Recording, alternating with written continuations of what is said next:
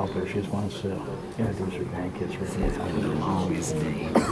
These 2 days, I don't know what. Okay. All right, here we go. That's what I'm trying to find her. Good evening, and welcome to the August 20th, 2019 City Council meeting. Honorable Mayor Robert Odekirk presiding. Please rise as Father Chris Grove of St. Mary Magdalene Parish, 127 South Briggs, leads us in prayer and follows with the Pledge of Allegiance. Thank you. Let us pray.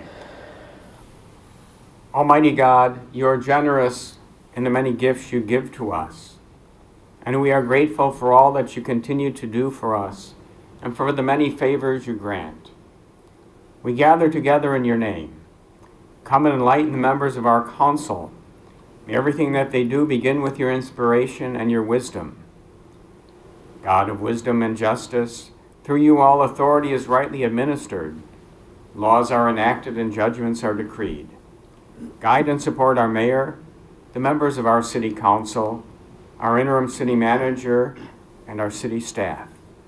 Give them the strength to know your will so that all decisions may be pleasing to you. May their work be conducted with righteousness, and may they always promote what is for the good and welfare of the citizens of Joliet. We likewise commend to your care all the residents of the city, that they too may be blessed and sanctified. And together may we all work for the betterment of our community and enjoy the blessings you promise to those who remain faithful to you. For we pray to you, our one and true Lord and God, now and forever. Amen. Amen. I pledge allegiance to the flag of the United States of America and to the republic for which it stands, one nation, under God, indivisible, with liberty and justice for all.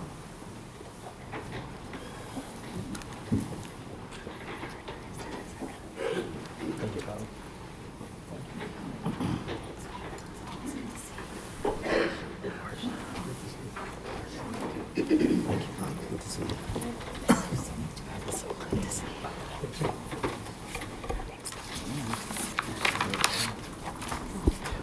We'll begin with roll call. Mayor Odekirk. Here. Councilman Dickinson. Here. Councilwoman Gavin. Here. Councilman Hug. Here. Councilman Morris. Here. Councilman Mudrin. Here. Councilwoman Quillman. Here. Councilwoman Rudin. Here. Councilman Kirk. Here. First on the agenda this evening is a presentation in the comprehensive annual financial report. Dave Meyer with Wormer, Rogers, Duran, and Ruzon.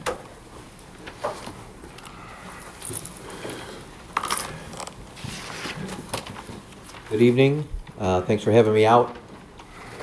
For the next 6.5 hours, we're going to go through the annual financial report.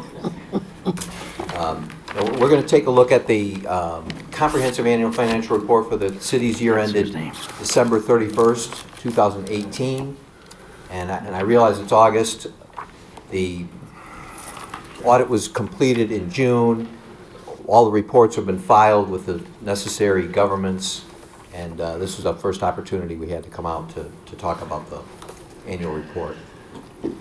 One of the things I do want to talk about just very briefly is what do we do during an audit. We look at your general ledger, your accounting system, and we look at the balances you recorded in there, and we do tests on those to make sure that they're accurate. And so we look at cash balances, investments. We take a look at your revenues, your property taxes, your state revenues such as sales tax, income tax. We verify that all those items are correctly reported. We look at expenditures. We don't look at every single transaction. We do tests. We test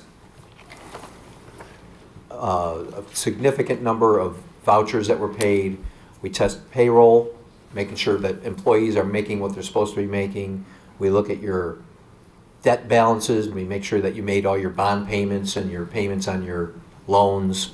So those are some of the things that we do. Then we also look at your TIF report, your TIF districts, and make sure those are being paid correctly. We look at federal grants, and we do specific testing on federal grants. Those are just some of the things that go into an audit, and there's a lot of documents that we need to look at, and we rely heavily on the finance department and Jim Gadati and his staff They did a great job in keeping the books and supplying us with all the information we needed to complete the audit. So they did. You're fortunate to have those individuals. They did a wonderful job in helping us. Some of the pages in the comprehensive annual financial report, we'll take a quick look at. Again, we're not going to go through every single page. It's divided into 3 sections. First is the introductory section. And one page I like to point out from the introductory section is it's the last page of the introductory section. It's got Roman numeral 11, XI on it. And that's a Certificate of Achievement for Excellence in Financial Reporting. And this is an award that you achieved for the 2017 Comprehensive Annual Financial Report. And this was given by the Government Finance Officers Association. And the 2018 report has been submitted for consideration for another award. So we're hoping that the CAFR, or the Comprehensive Annual Financial Report, meets all the guidelines of the Government Finance Officers Association and again achieves the award. On the in the next section, which is called the financial section, we've got the first 3 pages are the independent auditor's report, and then this is where our firm is saying we did the audit, and we're giving what's called a clean or an unmodified opinion on the financial statements. So it takes us 3 pages to say that, but that's what we're doing. We're saying that the balances are fairly stated in all material respects. I'm going to move forward a little bit. Actually, on the next page starts what's called management's discussion and analysis, and I know there's nearly 200 pages in this document. If you didn't want to read the whole thing, management's discussion and analysis is a good place to go. It's only about 10 pages, and it kind of talks about current year balances in comparison to prior year balances. So that's, again, a little shortcut for you if you don't want to read the whole thing. And later on, I'm going to skip ahead now to what's called the statement of net position. And here's all the balances that you had at December 31st, 2018. And you can see there's columns for governmental activities, which is your general fund and other general type funds. Then you've got your business type activities, which is basically the water fund and the payroll, the parking lot fund. And then you've got a total there. You can see your grand total of assets was $970 million, which is the total assets column in the total there. Your net position on the next page is a grand total of just over $1 billion, which is your liabilities, your net, your deferred inflows, and your net position, the total for the city. Component units, those are some of the separate governments that are reported inside this report that relate to the Rialto, the library, the historical museum, and then also Riverwalk. And I did want to bring up Riverwalk's report. It's not sitting in front of you right now, but we also did that audit, and all that information got reported to the Department of to HUD, the Housing and Urban Development, and so that audit was completed and all the reporting was done. And I know that you received your first payment from Riverwalk back to the city just the other month. So that process has been started. I'm just going to jump forward now to the general fund, which is a couple pages ahead of where we were. It's on actually page 22, and this shows the revenue and expenditures for the year in the general fund. Total revenue of $176 million, total expenditures of $178 million. So the expenditures exceeded revenues by $2 million. You had some transfers between funds, and you can see that the fund balance went from 55.8 to 55.3 million. Still a healthy fund balance. You could see that it's about 3 to 4 months of fund balance, or your expenditures the fund balance covers about 3 to 4 months of expenditures.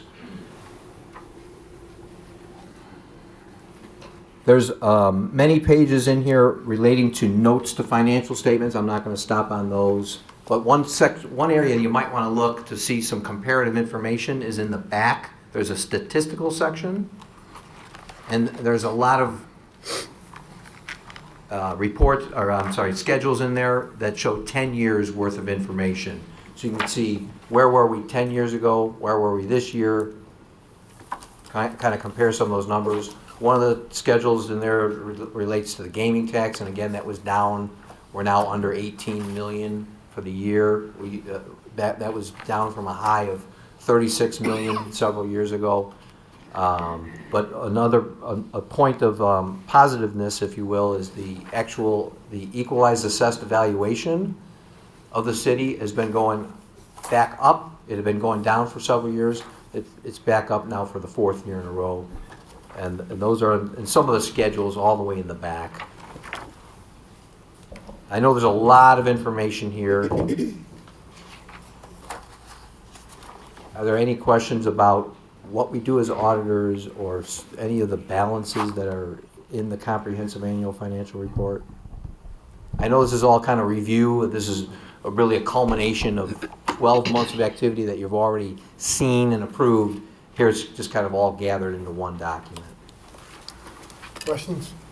I have none, sir. Good. Thank you. Thanks, Dave. That was a short 6 hours. Next, we have proclamations for the 2019 Neighborhood Hero Awards.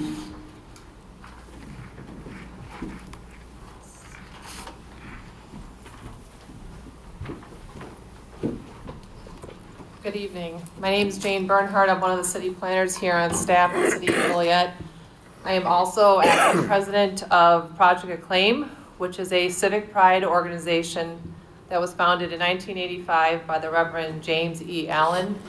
The mission of Project Acclaim is to promote a positive image of the Joliet area and to recognize individuals and organizations who have made a difference in the community. So one of Project Acclaim's 3 main programs is the Neighborhood Hero Awards program, and this program recognizes people who show pride in their property through their attention to landscaping and exterior facade maintenance or improvements. And for the past several years, Project Acclaim has partnered with the City of Joliet on the Neighborhood Hero Awards. So tonight, we are going to recognize 18 property owners who have made a visual difference in their neighborhood and therefore the city. So we have Councilwoman Pullman here with me, who has been involved in this program for over 3 years now. And we will read a proclamation and then call up the property owners one by one, many or some of who are in attendance tonight. I will not be reading all 18. We'll just read one and it'll apply to everybody, but everyone will get their own proclamation. Okay, the addresses, of course. So, where are the people's names though? What are the names? I'm sorry, we're just reading these off. You're going to read this and then I have every single household. Should we know their names? Glad. You're going to bring the proclamation? Okay, just want to make sure folks get their credit. Okay, whereas Project Acclaim has been honoring those who exhibit civic pride since 1985. Project Acclaim, in partnership with City of Joliet, sponsors the Neighborhood Hero Award Program to recognize those who take pride in their property. Neighborhood Hero Award honorees have outstanding yards that include maintained lawns with flowers, shrubs, and decorative trees. Neighborhood Hero Award honorees have labored intensively to create visual beauty at their property. By showing great pride in their property, these residents demonstrate great pride in their neighborhood and our city. Now, therefore, I, Robert O. DeKirk, Mayor of the City of Joliet, on behalf of this Joliet City Council, do hereby recognize the efforts and outcomes of the 2019 Neighborhood Heroes and hope others will follow their example. And it's signed August 20th by Robert O. DeKirk, Mayor of the City of Joliet. So the first one we have today is 421 Grover.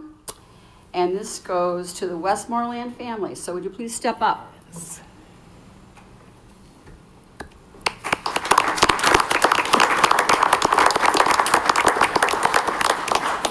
people were chosen. They were either nominated by their neighbors or someone that loved their home or city staff, because we went around and east side, west side, north and south. So covered as much of the city as possible. So for next year, if anybody has a neighbor that has beautiful home, lawn or garden or whatever, please nominate them. So congratulations. Thank you. Want to say anything?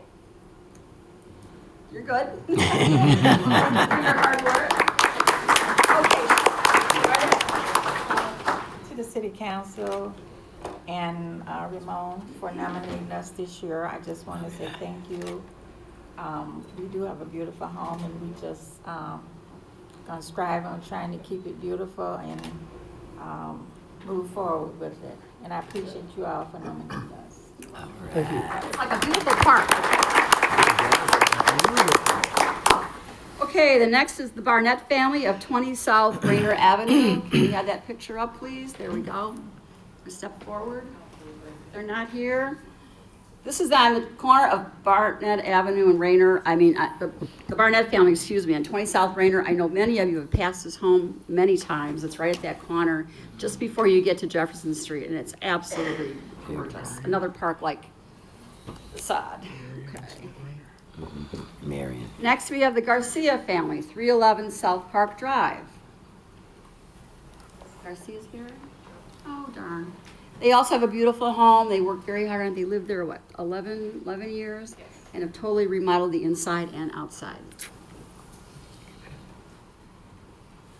The Perez family, 110 Hunter. Are you present? Oh, darn. Okay, they live in the St. Pat's neighborhood, and they also have a very beautiful home. And some gorgeous flowers that we could never figure out what they were, but we're still looking up on the internet. Yeah. The Ochoa family, 118 Hunter. Okay. Right down the street. St. Pat's neighborhood, well represented. And the Knopf's family, 7313 Kempton Street. Okay.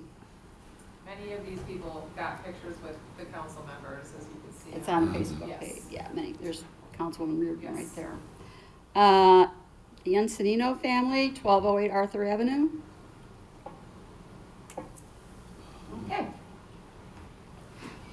And Emma J. Moore, 2020 Mississippi Avenue.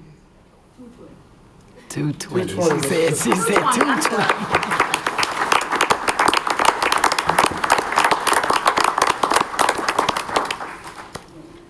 I have it. Ms. Allen, you want to say something? My speech is kind of off because I had allergic reaction to some medication, but thank you very much.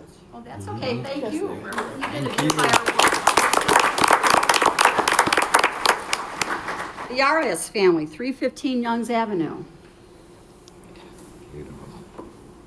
Come on down.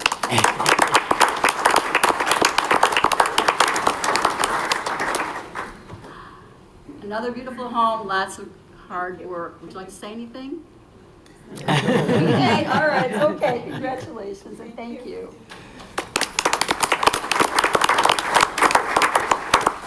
Morales family, 650 Landau. Another beautiful home.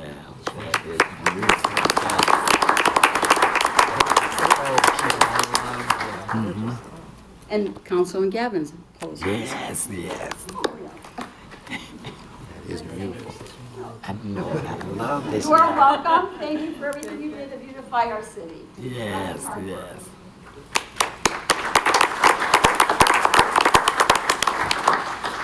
Mendoza family, 501 Elwood Street. Okay, another beautiful home. La Dolce family, 811 Taylor Street. Say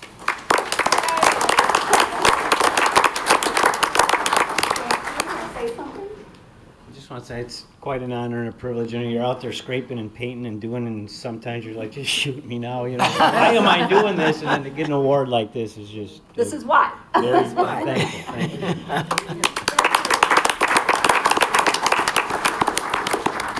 Mary Ann Bray, 705 Vine Street. That was a nice one too. Yeah. Okay, Mary Ann's not here.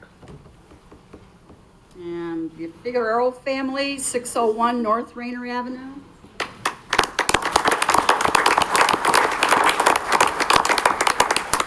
That's pretty. Figueroa. Okay. Didn't mean to murder it. Thank you. Another beautiful home. Beautiful. And thank you for all you do. Do you want to say anything? No. Okay. That's all right. Thank you. The Champagne family, 619 North Rainer Avenue. And they are not here. Okay. Phyllis Sussner, 714 Springfield Avenue. She's here with her grandchildren, I know that.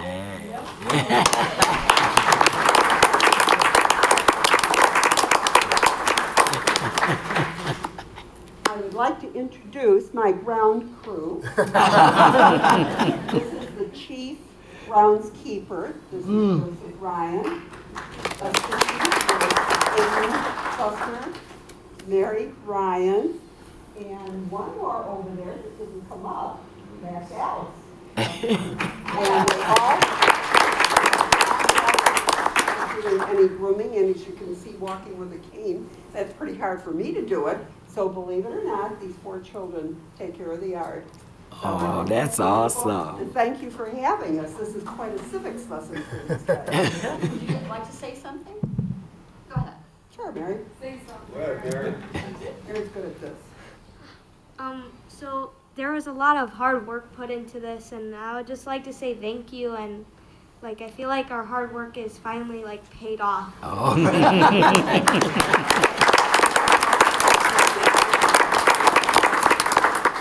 What was that, Phyllis? Mary is also teaching herself Korean.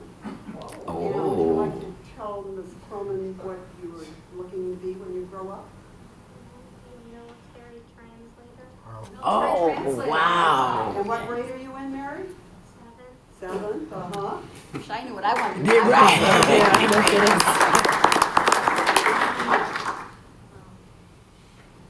Also, like what she said, like our hard work paid off, and you know, very fun doing it. And just want to say thank you. Good ground crew there. Oh, you gotta say something, no? Just tell them thank you then. Do it now, Grandma will embarrass you later. I did kind of like cutting the grass. It was pretty fun. But I just want to say thank you.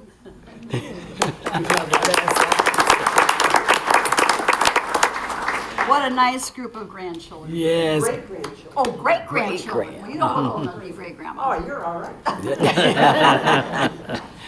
Great ground crew.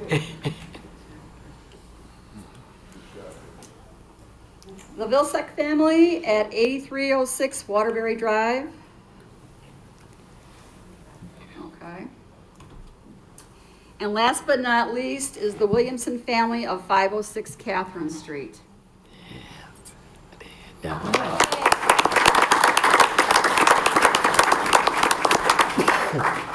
Congratulations. Thank you for all your hard work. Would you like to say something? Thank you, Councilman and Mayor, for the recognition. And we started our garden to be in the Joliet area community hospice garden walk, Timmy's Hearts and Hugs, and it's grown through the years, and we're still working at it. Beautiful. Beautiful. Thank you very much. That concludes this year's winners, and I would like to say something for staff here, especially Ms. Bernhardt here. She has done a fabulous job, a lot of hard work, and I know she drove around and drove around and drove around to find some of these houses, because not everybody knows how to nominate. So kudos to the staff as well. And it's been a pleasure working with you. Thank you.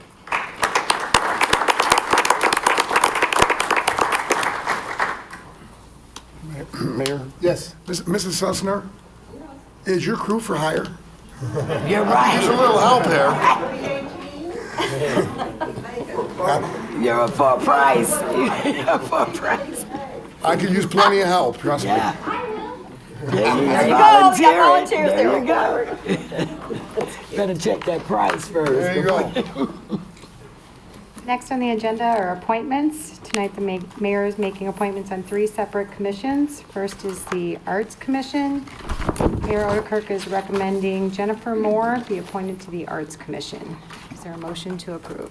So moved. Second. Been motion and seconded to approve. Councilman Dickinson. Aye. Councilwoman Gavin. Aye. Councilman Hug. Aye. Councilman Morris. Aye. Councilman Mudrin. Aye. Councilwoman Coleman. Aye. Councilwoman Reardon. Aye. Councilman Turk. Aye. Motion carried. Next, the mayor is proposing the following reappointments to the zoning board: Edward Hennessy and Jim Riggs, and the following appointments to the zoning board of appeals: Colette Safford and Bob Noctrebe. Is there a motion to approve? So moved. Second. In motion and seconded to approve, Councilwoman Gavin. Aye. Councilman Hug. Aye. Councilman Morris. Aye. Councilman Mudrin. Aye. Councilwoman Coleman. I object to one, but I'll say yes. Aye. Councilwoman Reardon. Aye. Councilman Turk. Aye. Councilman Dickinson. Aye. Next, the mayor is proposing the following reappointments to the Committee for Citizens on Disabilities: Ivan Bew, Zachary Fleming, Kim Hudges, and Gary Jones, and the following appointments to the Committee for Citizens on Disabilities: Mindy Diaz and Pam Heavens. Is there a motion to approve? So moved. Second. Motion seconded to approve. Councilman Hug. Aye. Councilman Morris. Aye. Councilman Mudrin. Aye. Councilwoman Coleman. Aye. Councilwoman Reardon. Aye. Councilman Turk. Aye. Councilman Dickinson. Aye. Councilwoman Gavin. Aye. Motion carried. Next is the approval of the agenda. Is there a motion to approve the agenda as written with the following change? Remove Council Memo 436-19, which is the motion to approve recruitment through GovHR for the position of city manager for the city of Joliet. So moved. Is there a second? There's a second to approve the agenda. That one is it? Second. The motion is seconded to approve the agenda as written with the removal of Council Memo 436-19 from the agenda. Councilman Morris. Aye. Councilman Mudrin. Aye. Councilwoman Coleman. Aye. Councilwoman Reardon. Aye. Councilman Turk. Aye. Councilman Dickinson. Aye. Councilwoman Gavin. Aye. Councilman Hug. Aye. Motion carried. Next is citizens to be heard on agenda items. Rod Tonelli regarding Council Memo 446-19. Good evening, Mayor and Council. Just briefly, I wanted to kind of recap Timber Point PUD, which is before you tonight, Council Memo 446-19. Thank you for the opportunity to speak. We're very grateful to be here tonight. This is a terrific project. It's ideally situated piece of property. It is already zoned for this use, and we think it's going to be a great addition to the city. And it's something we need, a type of housing that we need in the city right now. I don't probably need to remind you of the time and a lot of work that went into this from both the staff and the Plan Commission, the consultants, the developers. It's been a couple of years to get this to the point that we're ready to ask you to vote on it tonight. But just to remind you of some of the highlights along the way, we do have unanimous staff support and approval of the project. As I said, it's already a zone for this use. We're not asking for any deviations or variations for the project. It's following your development code and development requirements. Our density is technically just below the allowed density in the R4 zoning district. We had a unanimous vote from the Plan Commission, 7-0. We've had 9 neighborhood meetings with the adjoining residents in the Timber Oaks development. From where we started, and they had concerns or questions that had nothing to do with our project, but things that have happened in the past, and we've worked through all those and resolved them. Our last neighborhood meeting was just a couple weeks ago, and there is not one objection or concern or note to report of anyone that showed up to voice a concern. Everyone seems to be in support of the project. We have a letter of support from the Townhome Association at Timber Oaks that city staff has that says they're in support of the project as well. This is a high-end community, and these are going to be very high-quality rental homes. Just so everyone's clear, we know this is a rental community, but I want to give you some of the particulars. So minimum rent in these units is going to be $1,450 and up. We're going to have a total of 9 buildings when we're said and done in the development. Each of these buildings costs about $3 million to build. So this is a major investment that the developer is making in the community. Every applicant to live in these homes will go through a vetting process. They'll have a credit check and they'll have a background check. Income requirements to live is 3.5 times the rent. Credit requirements to live there is a score of 640 and up. So again, very high quality homes. We're going to have very high quality tenants. We've been building these buildings across the street, finishing up the Timber Oaks development, same building. So if you've had a chance to be out there, you've seen exactly what the buildings are going to look like. They've been very well received and very well praised by all the residents in Timber Oaks. And we have residents already living in those buildings. We have doctors, we have teachers, we have police officers. Again, so we're very proud of the neighborhood that we're building. I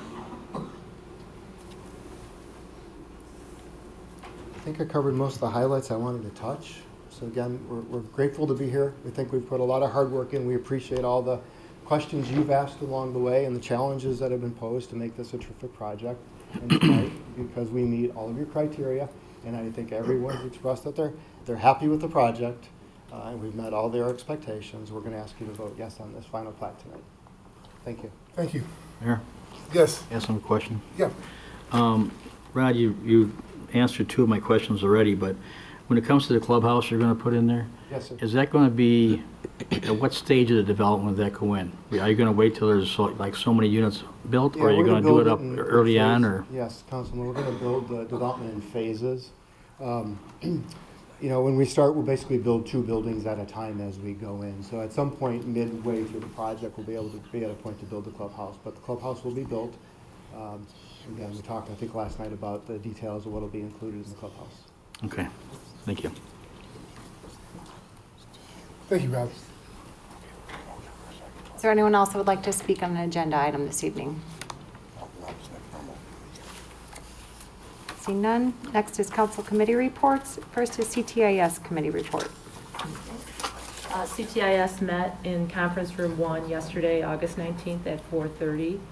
In attendance was myself, Councilman Turk, Dave Brainer, other city staff, and Rodney Ligero from the Joliet Fire Department. Betty was, Councilwoman Gavin, sorry, was not able to be in attendance. She was at a public service meeting. Some of the things we discussed, network issues we're having in certain areas of the city, which cause interruptions in service that at times can be a matter of public safety, especially when it comes to fire and police. CTIS has been working to make sure that all of our equipment is up to date, to ensure it's not our problem. We made a motion to add Extivit Solutions to our vendor list to do an audit of our networking system. The study should take approximately 2 months, and the cost is within our networking budget. Next thing discussed was the upgrade to Windows 10. As many of you are aware, especially if you're in business, Windows versions below 10 will no longer be supported after the first of the year. So CTIS has already completed 60% of our machines, and they are on track to be completed with all the upgrades by the end of October. Our next major project is our SQL server, which I'm saying only from him telling me what it's called. That's correct. We currently have 4 old servers, some of which are no longer supported due to their age. We will start working with Heartland Consulting to build 2 new server environments, which will take about a week to build, and then the migration of the data will take another month. It will certainly create better security for us, and this technology and budget is within our budget to do this update. And then the last thing we discussed were all the things that we're doing to create this security, given the attacks we've seen on other municipalities. I don't know if you've heard, over last weekend, 23 government agencies in Texas were attacked, apparently from the same entity. So CTIS is continually working to upgrade our systems to protect us as best they can from these attacks. And I would say, please, staff and council people, we're all getting our cybersecurity assignments. Please continue to do those. And we have had good response. And again, I've done them and they've helped me in my own personal business and life. So is there anything else you'd like to add, Dave? Just one item of clarity. It's Windows 7 that'll be not supported by the end of the year, and that's what the whole city was on. Right, okay. So we're going straight from 7 to 10. There are some versions in between there, but we're going from 7 to 10. Okay, thank you. That's my report. Economic Development Committee report. The Economic Development Committee met here at City Hall in the Executive Conference Room on August 13th at 4 p.m. In attendance on the committee was myself, Councilman Morris, and Councilman Dickinson. We had one item, and it was to review the property tax abatement agreement with Harbor Freight Tools, Texas LP. It would be a 140-acre site in the Center Point properties, and it would be a $1.6 million building. It would bring in, it was somewhat impressive with the numbers that we were able to look at. In the first year, it would bring in 137 jobs with an average full-time equivalent salary of $40,867. That would grow to an average salary of $42,106 at full capacity. At full capacity by fiscal year 25, it will have grown from 137 jobs to 274. Questions that probably would be asked, and we vetted, very small percentage, only certain times of the year are temporary. Harbor Freight prefers to have their own employees hired direct. The agreement we gave them essentially was a 5-year, or that we reviewed, I should say, 5-year, 50% property tax abatement. It's what really you look at as standard. I believe that's basically the minimum formula from the CED throughout the county, so they weren't demanding a lot. We went through it. There were some concerns. There were a couple of neighbors there. There's some houses that are still there. And I explained to them this was just the step in the process for the council to decide whether or not Harbor Freight would qualify for this basic incentive. And then if they did and wanted to move forward, it moves on to other committees for the Plan Commission or the Land Use Zoning Board, whatever may apply, and that there are no plans presented to our committee, the Economic Development Committee, on exactly what the footprint or construction will look like. And so we got assurances from staff that they would look into some of the concerns they had that need to be addressed, and I need to be clear, by CenterPoint and not by Harbor Freight. Harbor Freight's just coming in. If Harbor Freight doesn't come in, somebody else could come in and so forth. It's really agreements that they want honored by CenterPoint, so we will be following that up. Now is not the time. I had explained to the residents that were there, we're not approving the construction. We're just letting them know ultimately what our recommendation would be to the full council and the vote from the full council on whether they will qualify for the incentives. And after some discussion and a very good presentation, I believe it was unanimous that the committee did recommend that it come to the full council with a recommendation to pass that they do qualify with the stated economic incentive package. And then from there, we do want to keep those, Mr. Jones, we want to keep those residents that live out there apprised of as it goes forward. Correct. And I'll point out, late in the day, I did receive an email. CenterPoint apparently is having a meeting next week. So before this does appear to council, that meeting will have occurred. Okay, so before it goes any further as far as, a plan, a development plan, we'll have that meeting. Yes. And that's with the 6 or 8 houses that are down there for residents that live right there? I do not recall the total. Kendall, any idea? Was there Mr. Smith, included? He was there and he spoke very well for the residents. Right. So let's keep him in the loop. I believe he's here tonight. I could be mistaken. But regardless, we'll keep him. He's not here? I do have a question. Yes. If I may. In that meeting with CenterPoint, will they be meeting with those neighbors? It's our understanding that they are currently looking into the notices. So I'm sure that they will be meeting directly with the Okay, so neighbors. since I've been working with those neighbors for over 10 years, I would Yeah. like to have notification so I can attend that meeting as well. Okay. Thank you. Great. With that said, it seems like we're hitting on all cylinders. And as I said, the recommendation was thoroughly unanimous to send it forward with a recommendation for the full council to approve it. And other than that, the only other item we discussed preliminarily about what kind of presents we want to have at the recon next year, which was the presentation myself and Derek gave you, Conley gave you back in June. So we'll further discuss that as a committee and bring forward a recommendation to the council to consider on that. Other than that, gentlemen, did I forget anything? No, this Harbor Freight, though, it does look like a very promising company. It's family owned, and they seem to genuinely care about their employees. So it's a good point, Councilman, because I forgot to mention it. They absolutely are, have been, always were family owned. The owner, I believe, didn't they say he didn't finish high school?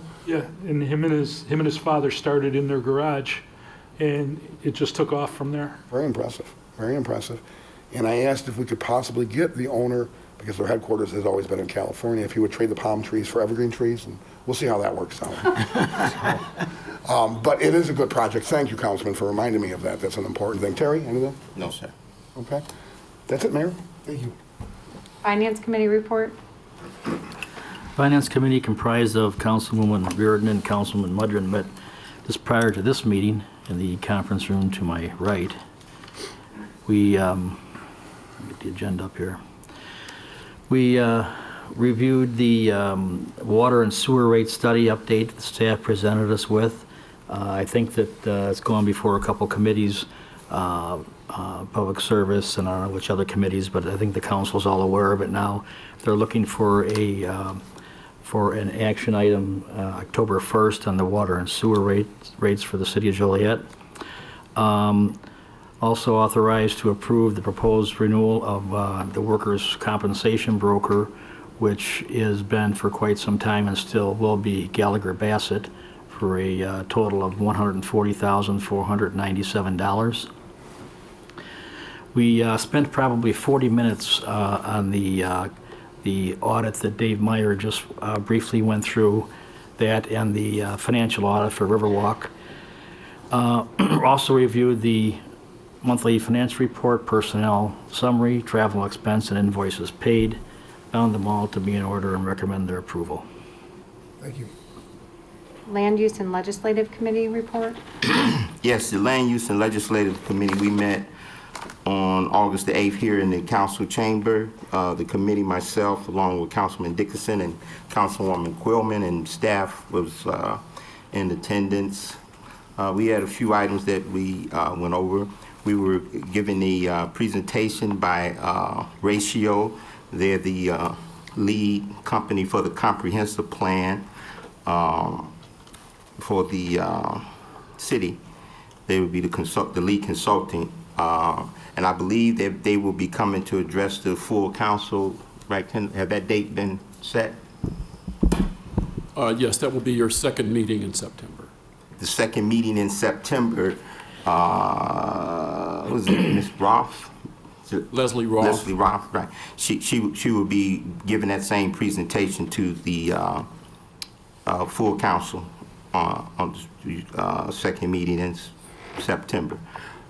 So that we there was questions, and she gave the answers to some of the questions that the council had, and I believe, if I recall, that we were ready for her to come to the full council. So that's why we. That's correct, but I did have some disappointment though, because out of all of the cities they have done comprehensive plans for, they were not able to implement everything that they had asked them to do. The biggest thing was tearing down a silo so far, and that was in, I think, Riverdale. So I went along with going forward to the council to see, I mean, they had great ideas, but are they affordable ideas? And that was my only drawback. So I figured let the whole council make the decision. Yeah, and again, we will, so I won't tarry on this too long, but I guess Ms. Roth was stating that, that they do work with the cities, but it's up to the councils, to implement the plan. So, but, getting to that plan, getting through the plan, I think that they would work well with the city. She spoke about the engaging the general public and even having a commission form. The mayor, I guess you have to just pick some more people for another commission for this. So it's going to be a lot of, I guess, interacting with the communities, with the different organizations throughout the city. So, and it's an 18-month process, I believe, that they're looking at to get this done. So again, she'll be coming in a couple weeks from now, well, a month from now. What else do we do? Oh, we had a couple of agenda items that's on our agenda today that we'll be considering for improvement. One was the, Mr. Jones spoke on last night about the truck parking permit, and he kind of gave you an overview on that last night. The permits, parking for the trucks. And the other one was, I might be skipping around a little bit, was the, wait, I'm trying to read my own notes. The lease on the 10 South Chicago building to the Will County government for special courts. That's on the agenda this evening, I believe.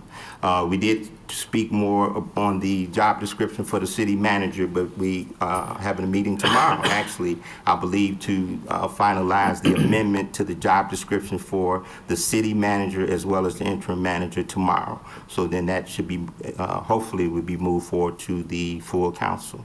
Did I miss anything, ladies, gentlemen? I don't think so. Covered it. Covered? Yeah, Terry, all I would ask is if you guys can make sure you come out with a job description tomorrow, don't adjourn your committee till we have one that can be brought to the council. Really? Yep. Don't leave until we get it done. I'd just like to add, we did have one, and the council threw it back to committee, so we're trying. Thank you. Just pack a lunch. It won't be me, Mary. Public Service Committee report? Councilman Morris, I do have a spare sleeping bag if you want to borrow it. But the Public Service Committee met yesterday at 4:30 p.m. here at City Hall in the Council Executive Conference Room.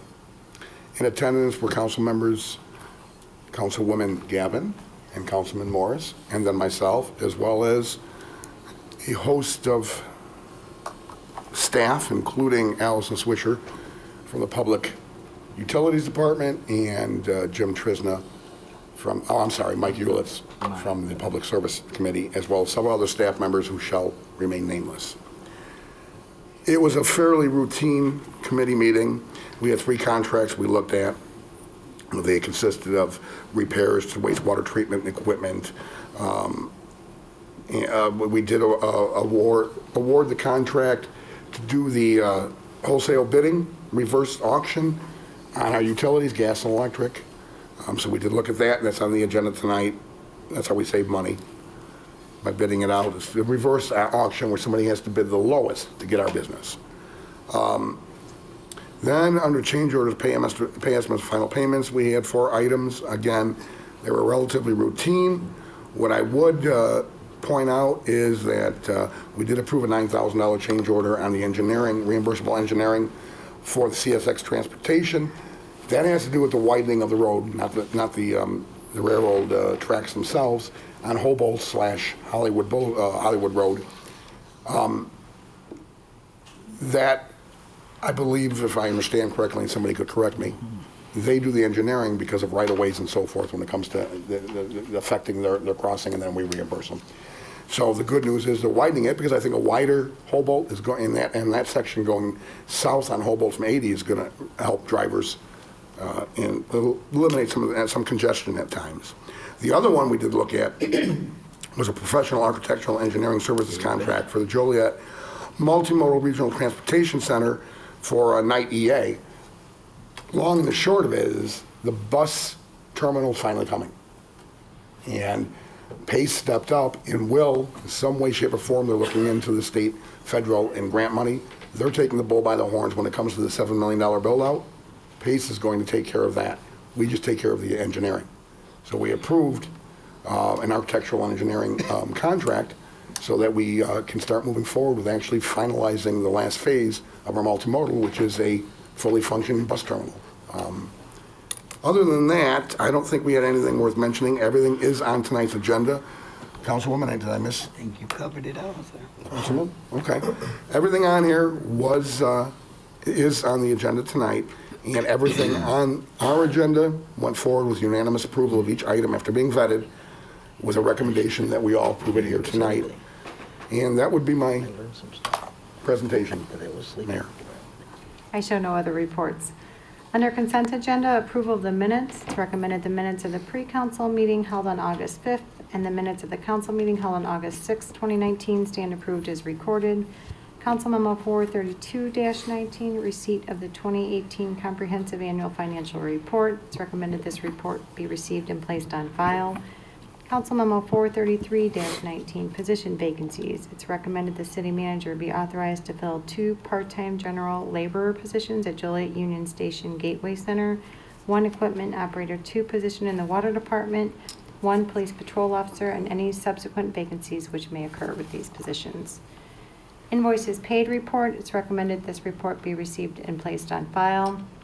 In Council Memo 434-19, authorization to approve the proposed renewal of workers' compensation broker.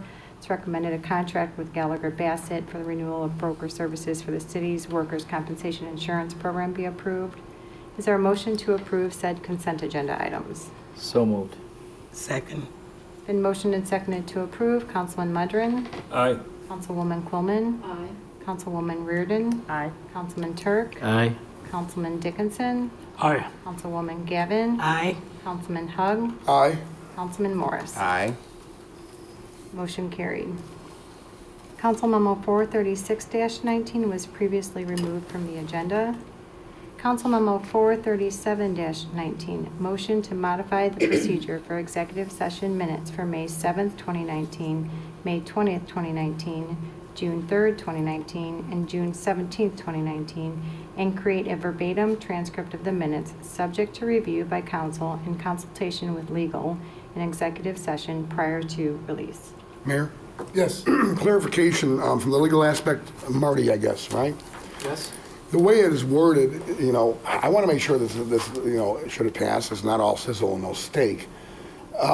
When we say review of the council and executive session with legal staff, we're talking about just, the only thing that will be allowed to be redacted are things that might be required by law, like personnel, or things that the legal department, and correct me if I'm wrong, might find is to be opening us up to too much litigation and risk, right? Yes. So like I can't go there as a member of the council and say, oh, I forgot I said that, and I really don't want people to know I said that. That doesn't fall under that umbrella, does it? Unless it was something that mentioned specifically an employee name or negotiations or something like that. Correct. Okay. Or there was some kind of statement that could open us up to a huge lawsuit, right? Yes. And that would, so most of the redactions will come only by advice of legal counsel. Correct. Okay. I would make the motion to approve. Second. It's been motioned and seconded to approve the motion to modify the procedure for executive session minutes for May 7th, May 20th, June 3rd, June 17th, 2019, and create a verbatim transcript of the minutes, subject to review by council in consultation with legal and executive session prior to release. Councilwoman Quillman. Aye. Councilwoman Reardon. No. Councilman Turk. No. Councilman Dickinson. No. Councilwoman Gavin. No. Councilman Hug. Aye. Councilman Morris. Aye. Councilman Mudrin. No. Motion is denied, 3-5. I have a question, and I haven't reviewed the tapes. Was this discussed previously out here or in executive session where several of the people who voted no tonight stuck their chest out and said they would be happy to release these minutes? Did this happen out here, or was that another closed-door session? I can't remember. I remember saying it. Yeah. I'm pretty sure it happened here. When I first made the suggestion a month and a half ago, Right, I believe somebody up here said, 2 people up here said, oh, I got no problem, I'll vote for it right now. right. I Okay. thought so too. I wasn't sure if it happened in public or private. Thank you. Next, under public hearings, Council Memo 439-19, ordinances and a resolution associated with Cobalt Commercial Subdivision. Although this item is being recommended to be tabled to the September 3rd council meeting, the public hearing was previously opened and tabled to tonight's meeting, so if there's anyone present that would like to speak. It's a public hearing. Would anyone like to speak on this item? Seeing none, is there a motion to table Council Memo 439-19 and ordinances and a resolution associated with Cobalt Commercial Subdivision along with the public hearing to the September 3rd council meeting? So moved. Second. It's been motioned and seconded. Councilwoman Reardon. Aye. Councilman Turk. Aye. Councilman Dickinson. Aye. Councilwoman Gavin. Aye. Councilman Hugg. Aye. Councilman Morris. Aye. Councilman Mudrin. Aye. Councilwoman Coleman. Aye. Motion carried. Council Memo 439-19 was tabled to the September 3rd council meeting. Under ordinances, Council Memo 441-19, an ordinance amending Chapter 19, Article 2, Division 1, Section 19-150, truck, semi-trailer, recreational vehicle, and bus parking permits of the City of Joliet Code of Ordinances. It's recommended said ordinance be adopted. Mayor, Yes. I would like Mr. Jones to do an explanation on that because some folks out there aren't sure what this is about. And my second question to you is, were you able to get a hold of the mall personnel about the semi-trailer parking out there? I have not talked to them all since our meeting, and Marty wrote the ordinance. He'll be best able to explain it. So Marty, explain to the folks. Sure. So ordinance 8414 was passed in 1987, allowed residents to come before the city and get permits to park their trucks or their semis in neighborhoods. And apparently, no one between 1987 and now has asked for a permit, so somebody actually came a number of months ago to the city and says, I would like a permit for this, and we didn't have an application, so we had to actually go through and create an application and then create some sort of process because the ordinance really doesn't say that. And then with the kind of the background knowledge of the council on trucks, we thought, well, that's probably not the best thing at this point, so that's the ordinance that you see before you today. Thank you. Is there a motion to approve Council Memo 441-19, an ordinance amending Chapter 19, Article 2, Division 1, Section 19-150? One more question, Yes. Mayor. Marty, this does not change the ordinance that defines what can be done with trailers and recreational vehicles at their homes. They're still allowed to have them on the driveway if they're of a certain length and so forth, right? Yes, This just means that they can't go say, we want an exception to that. Yes, correct. I would make a motion to approve. I'll second. It's been motioned and seconded to approve. Councilman Turk. Aye. Councilman Dickinson. Aye. Councilwoman Gavin. Aye. Councilman Hugg. Aye. Councilman Morris. Aye. Councilman Mudrin. Aye. Councilwoman Coleman. Aye. Councilwoman Reardon. Aye. Motion carried. Council Memo 442-19, an ordinance approving the vacation of a 5-foot by 65-foot portion of a 25-foot wide public utility and drainage easement located at 3414 Timberlake Drive. It's recommended said ordinance be adopted. So moved. Second. Been motioned and seconded to approve. Councilman Dickinson. Aye. Councilwoman Gavin. Aye. Councilman Hugg. Aye. Councilman Morris. Aye. Councilman Mudrin. Aye. Councilwoman Coleman. Aye. Councilwoman Reardon. Aye. Councilman Turk. Aye. Motion carried. Council Memo 443-19, an ordinance amending the existing special use permit to allow outdoor storage units as part of the existing mini storage facility located at 305 South Larkin Avenue. It's recommended said ordinance be adopted. So moved. Second. It's been motioned and seconded to approve. Councilwoman Gavin. Aye. Councilman Hugg. Aye. Councilman Morris. Aye. Councilman Mudrin. Aye. Councilwoman Coleman. Aye. Councilwoman Reardon. Aye. Councilman Turk. Aye. Councilman Dickinson. Aye. Motion carried. Council Memo 444-19, an ordinance amending the variation of use, ordinance 16345, to allow relocation of previously approved grocery store to middle tenant space located at 625 North Hickory Street.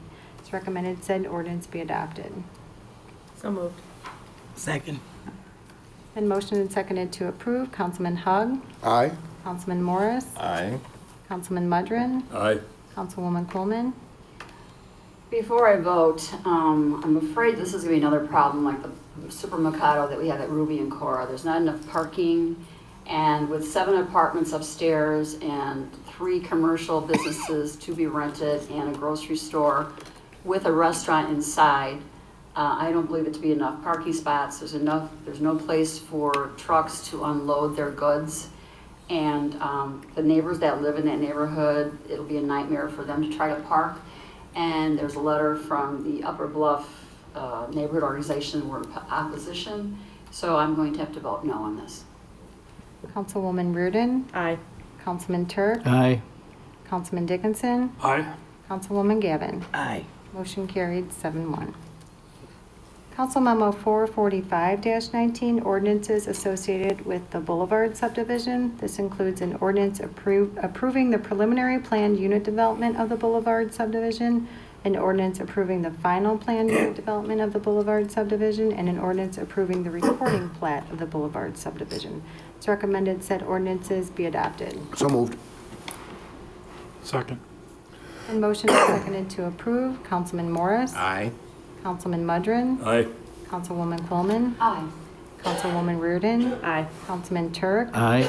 Councilman Dickinson. Aye. Councilwoman Gavin. Aye. Councilman Hug. Aye. Motion carried. Council Memo 446-19, ordinances associated with Timber Point subdivision. This includes an ordinance approving the preliminary planned unit development of Timber Point subdivision and an ordinance approving the final planned unit development of Timber Point subdivision. It's recommended said ordinances be adopted. So moved. Mayor, Yes. I'd like to ask a question. Marty, what exactly is a rental townhome? Every once in a while, you'll come across these things in our code, and actually townhome or townhouse, it's not defined, nor is rental townhome. And then if you look even further in our code, condominium's not defined either. So every once in a while, you come across these things. In this particular case, townhome is not defined, rental townhome is not defined, condominium is not defined, nor rental condominium, which means that there really aren't any, not necessarily against this project, itself, but there really aren't any minimums or maximum size or stories, parking, number of units in a building, or standards to really assist our staff in the review for something like this. So it's just kind of interesting. So we need to tweak our ordinance? Yes. So then I would like to move this to table for 30 days until we review our ordinance so we can get this on the books once and for all. I would second that. And motion is seconded to table Council Memo 446-19 to went to the second meeting in September. Yes. Let me look at the date just to make sure.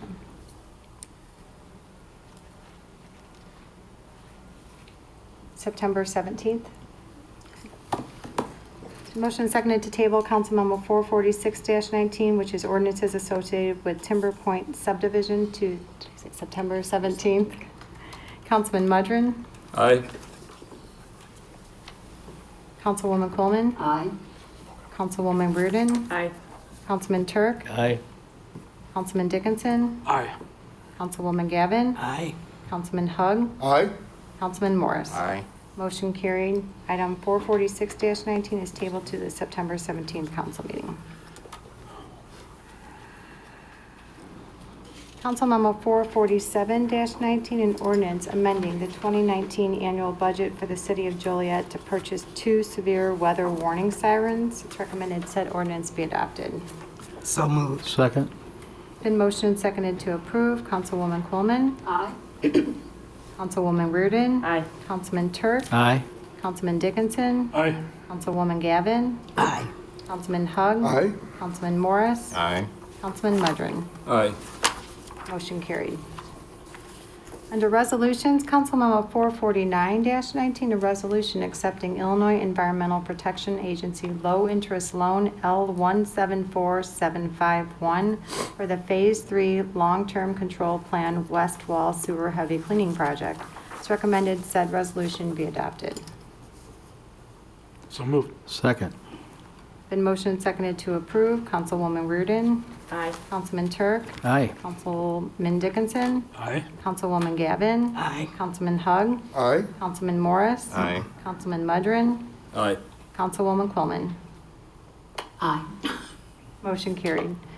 Council Memo 450-19, a resolution authorizing execution of a lease agreement between the City of Joliet and Will County, 10 South Chicago Street.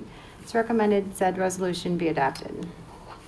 Krista, if I may, Marty, I have a couple questions. This kind of came to me earlier today. And probably everyone isn't familiar with the building at 10 South Chicago. It was very controversial after we bought the building some years back. Councilman Turk, I'm sure you remember this.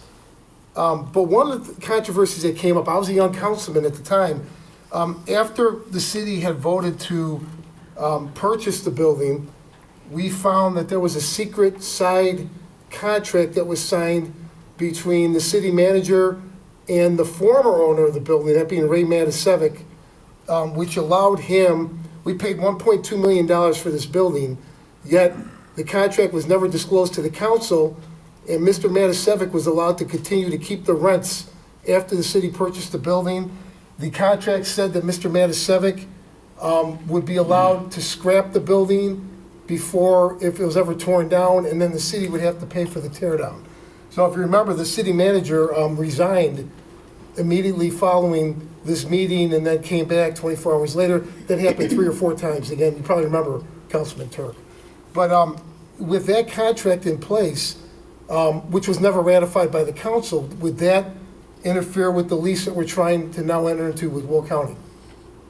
I'd have to take a look at the lease itself, but when you don't have the authorization to sign something, then generally it's not enforceable. Well, that was the argument, whether it was enforceable or not, because it was never disclosed to the city council. And just to give people an update, because this is some of the shenanigans that was going on back then, right, Mike? You remember this? The county assessed this building to be worth $175,000.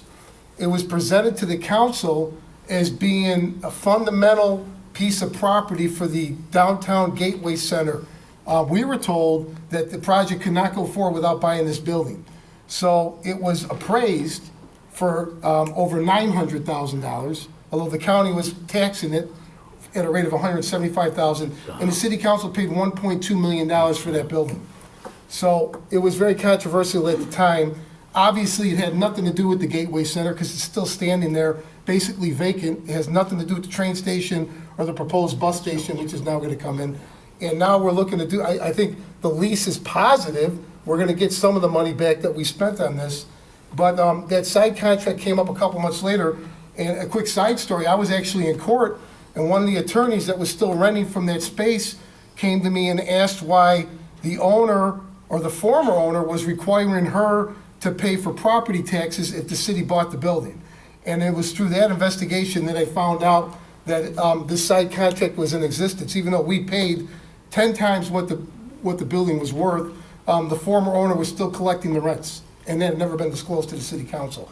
So I think before we do anything with the county, we need to look into that old lease agreement or that old contract and maybe report back to the council on the status of that. Thank God. Okay, thank you. Mayor? Yes. So they're gonna look and see if we actually get the rents, or if we have to give them over to the estate of Mr. Matasevic. Yeah. Because I remember when you came across this, I remember you called me up and we had met and you told me about it. And unfortunately, when it all broke loose, it was rather controversial, like you had said. Right. Unfortunately, Mr. Matasevic passed away 2 days later. Yes. Of a heart attack. And so I don't know, does it transfer to his estate? Is that what Marty's gonna look into? I think so, because, and whether that was ever a valid contract. It was signed by the city manager. I don't know who knew about it on the council. I didn't, you didn't. I don't know if the mayor knew about it. It was never really clear, although I think the mayor denied knowledge of it when I confronted him at the meeting. I can't recall. I didn't. I didn't know about it. Right. I didn't either, Jan. No. Before my time. But I think we should look in there and see if we can get our money Right. back or get something. Well, the lease, again, I think the lease makes sense. Buying the building made no sense. And it's been sitting essentially vacant all this time. How soon after that contract did the other city manager quit? Well, he quit the night that I confronted the mayor at the city council meeting. That evening, he walked down and wrote a letter, a resignation letter. And then he came back 24 hours later. But again, that had happened a few times. Yeah. That wasn't. Right. Not me. No, that was the yo-yo city manager. Would you Okay. prefer to, So maybe we should table that tonight? would you like to table it, make a motion to table it to the September 3rd meeting or the September 17th meeting? September 3rd, Marty, you could get an answer. Mayor, how quickly does the county need it? Not that it's gonna change what we get, because we gotta clean up this mess, but how quickly, this won't harm the county's interest. I think they can wait 2 weeks. I think the state's attorney wants to go in there and start using the building. It'd be great to see them using it. I wish, when we overpaid $900,000 on that, what was it called, the ceramics building? I wish we can get money back on that, but that's a lost cause Maybe they'll too. rent that one from us too. Okay, Councilman, the lease starts December 1st. okay, so we got time.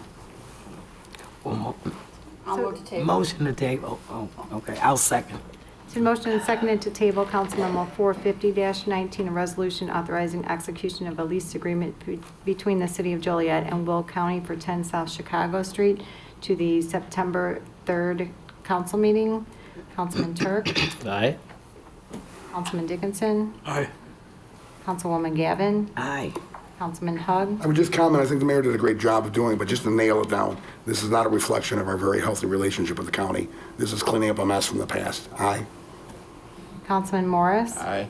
Councilman Mudrin. Aye. Councilwoman Quillman. Aye. Councilwoman Reardon. Aye.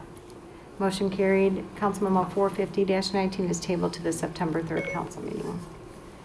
Next, under award of contracts, Council Memo 452-19, request for authorization to award a contract to conduct electric and natural gas reverse auctions. Council Memo 453-19, award a contract for the West Side Wastewater Treatment Plant Blower Variable Frequency Drives Replacement Project for 2019. Council Memo 454-19, award a contract for the Well Rock 2 Electrical Upgrades Project 2019. It's recommended Council Memos 452-19 through 454-19 be approved. So moved. Second. Been motioned and seconded to approve. Councilman Dickinson. Aye. Councilwoman Gavin. Aye. Councilman Hug. Aye. Councilman Morris. Aye. Councilman Mudrin. Aye. Councilwoman Quillman. Aye. Councilwoman Reardon. Aye. Councilman Turk. Aye. Motion carried. Under amendments, change orders, and payments, Council Memo 456-19, approve change order number 1 to the 2019 Emergency Electrical Maintenance Contract. Council Memo 457-19, approve amendment number 1 to the preliminary engineering agreement with CSX Transportation, Inc. for the Hobart Road Railroad Crossing widening. Council Memo 458-19, approve change order number 1 for the 12D Water Tower Reconditioning Project. And Council Memo 459-19, approve change order number 11 for the Knight, Inc. Professional Architectural and Engineering Services Contract for the Joliet Multimodal Regional Transportation Center. It's recommended Council Memos 456-19 through 459-19 be approved. So moved. Second. Been motioned and seconded to approve. Councilwoman Gavin. Aye. Councilman Hug. Aye. Councilman Morris. Aye. Councilman Mudrin. Aye. Councilwoman Quillman. Aye. Councilwoman Reardon. Aye. Councilman Turk. Aye. Councilman Dickinson. Aye. Motion carried. Next is the city manager's report. New business, not for final action or recommendation. Betty? Just one thing, Your Honor, if I could have staff, I have a situation that came up in the detention ponds in a certain area. And the question came up about, could you fish in there? So I researched some of the ordinances, but if you could find out for me, if the pond is not 10 feet deep and 25% of the pond itself, it should be a no fishing. I don't even know how fish got in there, but anyway. But they're fishing. So could you? Yeah, I'm not exactly sure how the ordinance reads for fishing or not fishing, but I can tell you that that depth is put in there, the 10 feet over 25% of the surface area to provide a fish habitat in the winter. So typically if that's not there, the fish isn't going to be able to survive. Right. But I'm not sure if there's anything in our ordinance specifically referring to fishing or not fishing. I think that's typically a Yeah, that's the thing. There is nothing, but the only thing that I ran across, and I don't know, and this went back to 1986, 96 maybe, but it's not allowed unless the pond is 10 feet. And this pond is not 10 feet, but they're loading fish in there. I see. If you want to give us the information, we can. I sure will. Thank you. If you don't mind, I'll share something that I've learned about the detention retention ponds. We have so many on my district, right? There's only 3, maybe 4, but I believe there's 3 that are city-owned, citywide. I have learned from the legal department, going back to Mr. Plyman, including, the ponds are either owned, A, by homeowners associations, making them private. This is an SSA. Right. Or B, people don't realize this, if you live in a subdivision that no longer has a homeowners association, the houses surrounding that pond own that pond in a pie shape. So I don't know that we can restrict fishing on private lakes. Am I correct, Marty? Correct. That's what we So they can do what they, they can do what they, he just said correct, they can, if it's privately owned, if it's one of the 2 or 3 that we own as a city, then we can restrict. It's not the 10 feet deep in the thing. It's private property. Am I correct, Marty, just to? Then if it's private property, then you'd be, of course, trespassing, fishing, unless it's the person that owns it, or they had permission. From the people that own it, whether it be the HOA or the. The right. neighboring around the thing. There is no HOA, there's an SSA in there. A lot of people are shocked. I can tell you as an insurance agent, they're shocked to learn they own part of it because that's then considered in their homeowner's liability policy because should somebody drown in there, that's them. So just, I'm no expert on it, but I learned from Marty, I've learned from Jim Trisna. I've had a lot of these, we have dozens and dozens of detention ponds out in District 1. But it's the neighbors that are complaining about the people fishing in the pond, so. Let them know they can prosecute probably for trespassing. Okay. Good deal. That's it? Yeah, I'm done. No. Jan? No, just a quick question. Betty, where is that located? This is in the Parkview Estates on Longwood. Right, Longwood because I Drive. remember when the homeowners came to us and insisted that they wanted that special service area, so they could Exactly. have control over that pond. They have control, but they're the ones that Are complaining about other people coming. about other people coming to I have fish. nothing, sorry. Sherry? Yeah. Mike? All right, I have 3 things. Number 1, Allison, this came up yesterday in the Public Service Committee about the water issue. I've been, a lot of older residents have contacted me with different viewpoints on the water and kind of given me a history lesson or asking questions about what's going on over the years. So specifically, I have 3 articles from the Chicago Tribune. The first is from September 26, 1989, that said the city of Joliet was going to buy water from the Joliet Arsenal. It says that $37 million in bonds was going to be taken out, and the article says that half of that had already been done. The council had voted to take out half of those bonds. And then they have an article from 1998, about 10 years later, saying that Joliet is going to get water from the Kankakee River. They're going to get off the well system. In this article, it talks about Joliet having $45 million set aside to do this project. And then they have an article from the Tribune from a couple years later that says that Joliet, again, is still going to get water from the Kankakee River. And now there was $55 million set aside for that project. So obviously, we never made the switch 20 or 30 years ago. So the question is, what happened to that money? And I know this was raised yesterday. I think you're going to report back to the committee. Maybe you can make the report to the council as a whole.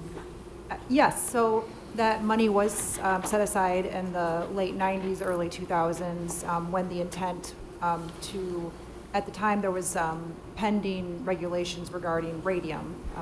The city knew that the current groundwater had to have the radium removed. So at the, what your article you're referring to, the solution at that time was to switch to the Kankakee River.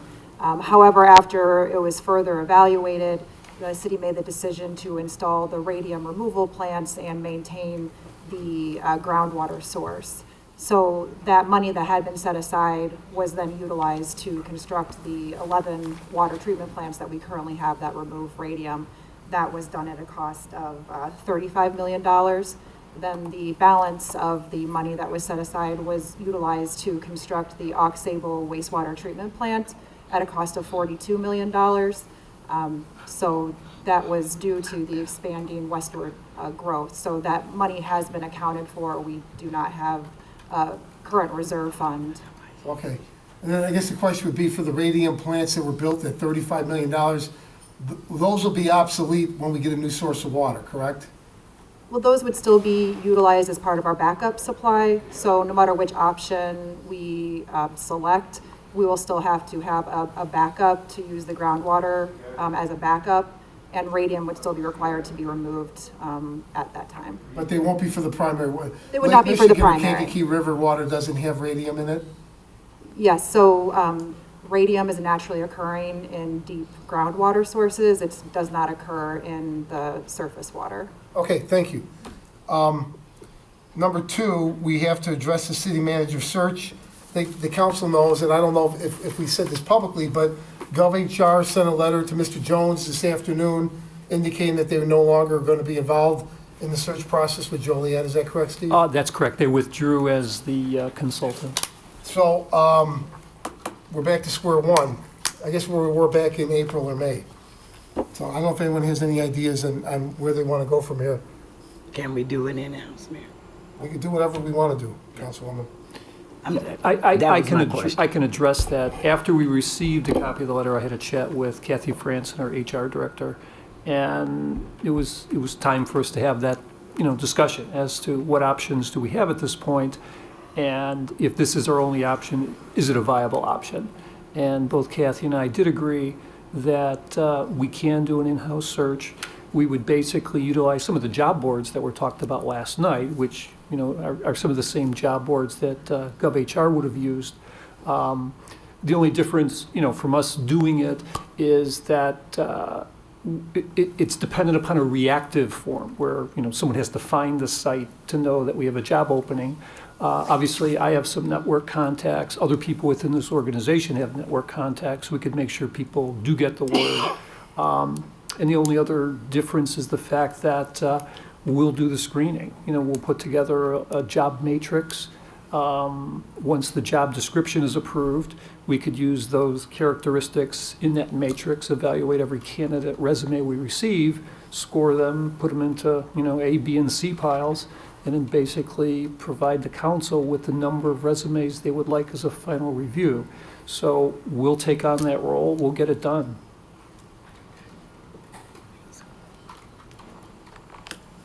Well, I don't want to be partisan, but the 5 council people that have gone down this road, if that's what you want to do, I think you need to speak up and make it clear. Well, I think this is similar to what Councilman Turk had mentioned back, I don't know how many city managers ago, Mike, you had mentioned that that's how it was done. We did it that way, right. So I would say I'd be all for doing that. Mayor? Yeah. Steve, what is the full staff for Kathy Franson's department? Or Kathy, you can tell me, how many staff members do you have? Including yourself?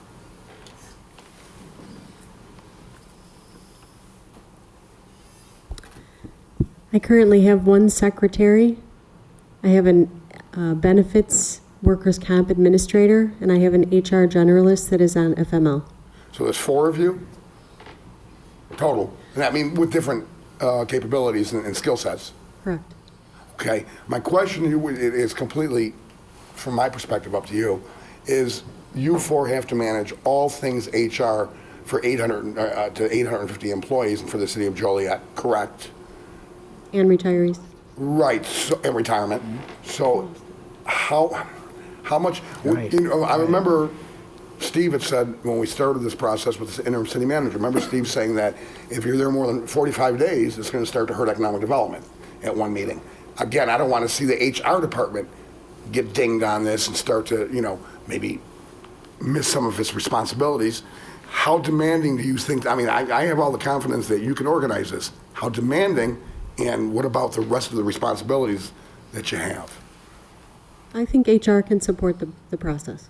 Okay, thank you.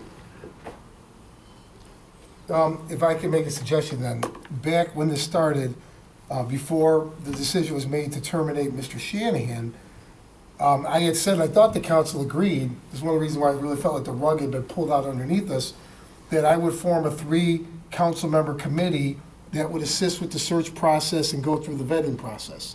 Does everyone remember me saying that? Absolutely. And everyone agreed, and then you agreed until you didn't agree anymore. So I guess we're back to where we were in May. I could do that the next meeting. I could appoint 2 other council people.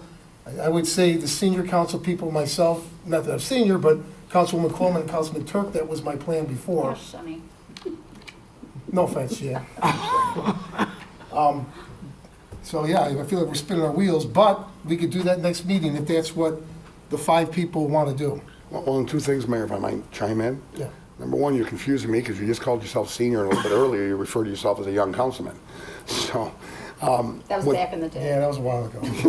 Yeah, you got the gray hair, and so do I. I can support that. Mike and Jan and yourself, I can let you know up front, my vote doesn't really matter, I guess, but I can support that as a committee. If it makes things easy and smooth transition for HR, I have no problem with you guys having it sitting there, going through that process. Kathy, does that work for you? Could that help assist you as well? HR will work with whatever it is that you decide to move the process forward. Okay. Well, I've got no problem with it, as long as we can get the ball rolling. Yeah, well, maybe, I don't know if a motion's appropriate, but I'd like to put everyone on the record so this doesn't change in the next 2 weeks. Things have a funny way of doing that lately. Councilman Dickinson, where are you at on this?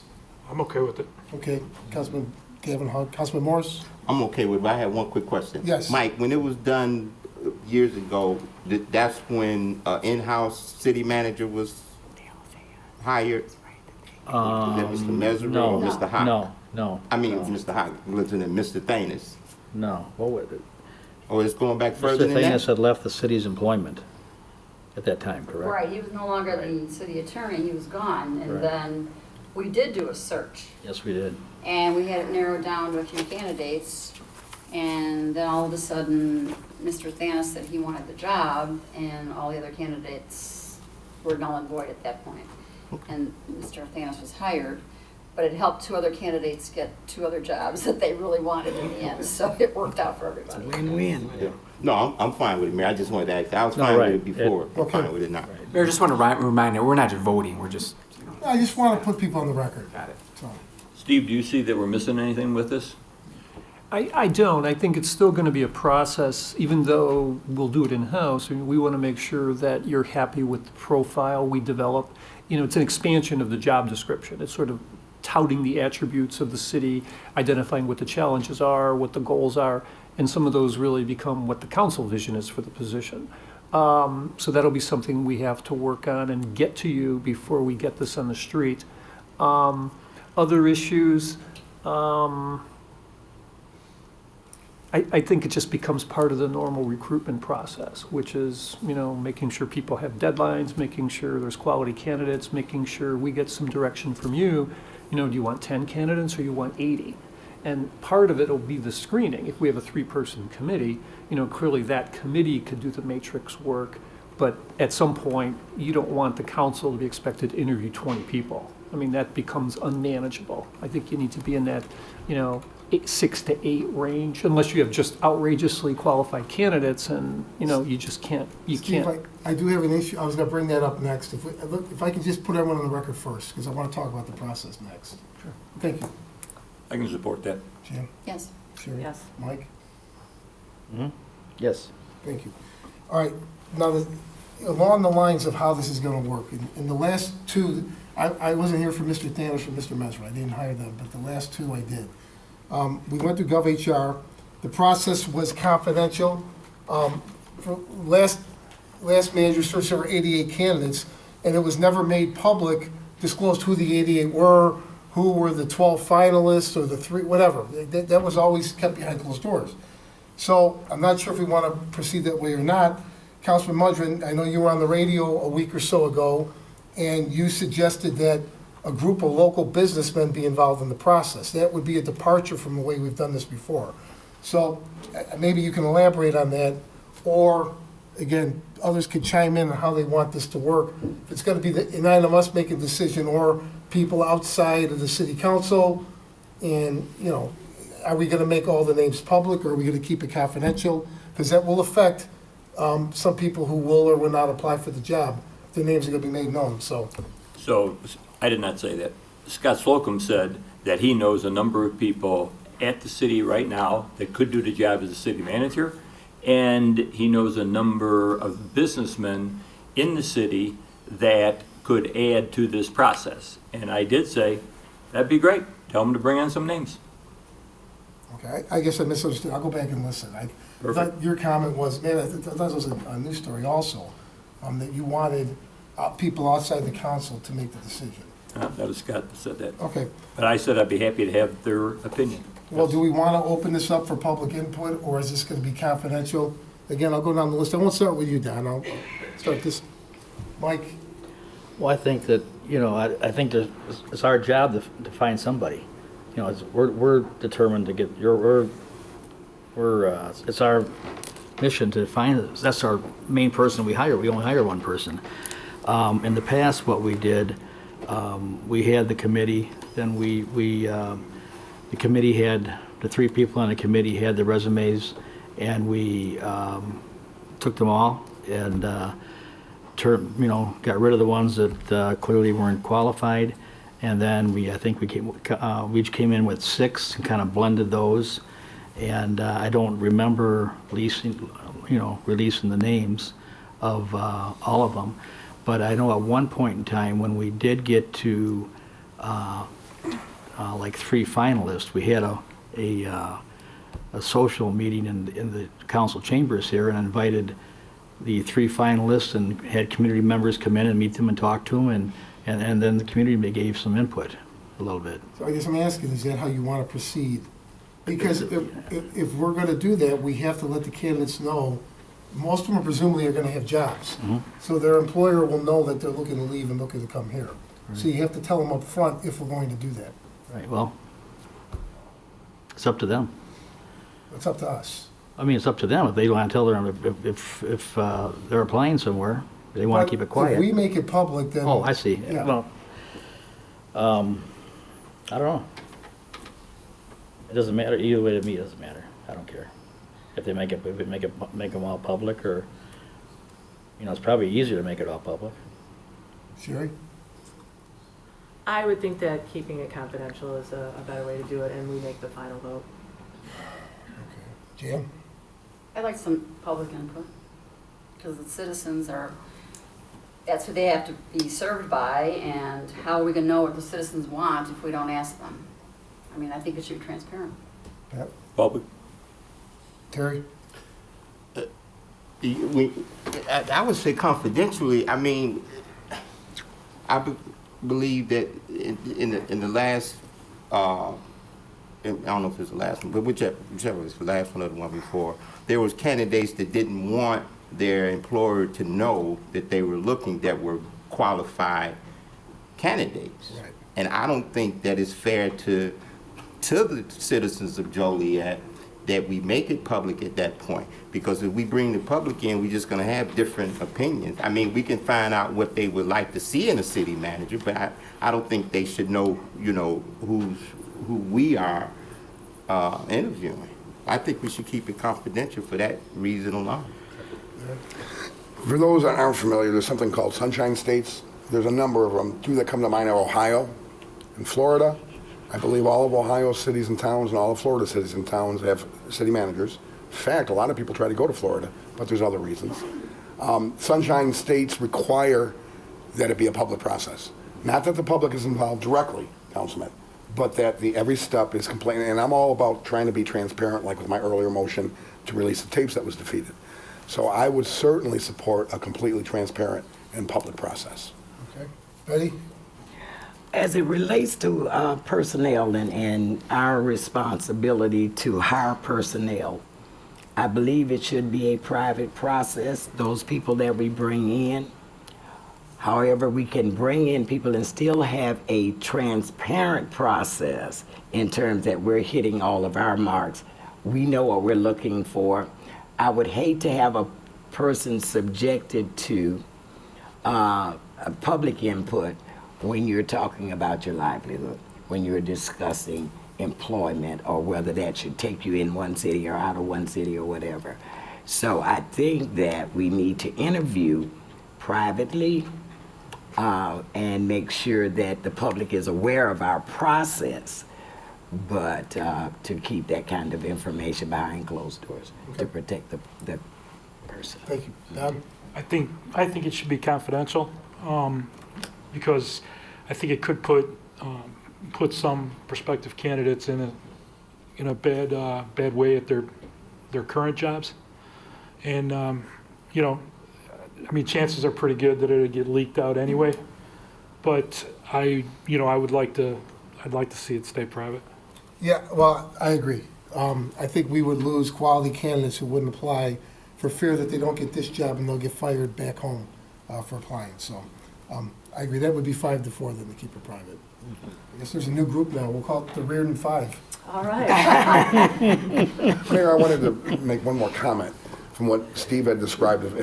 You were very brief, and I understand that, Steve, but we had, I think, what was it, 88 last time? Yes. Raw candidates. Right.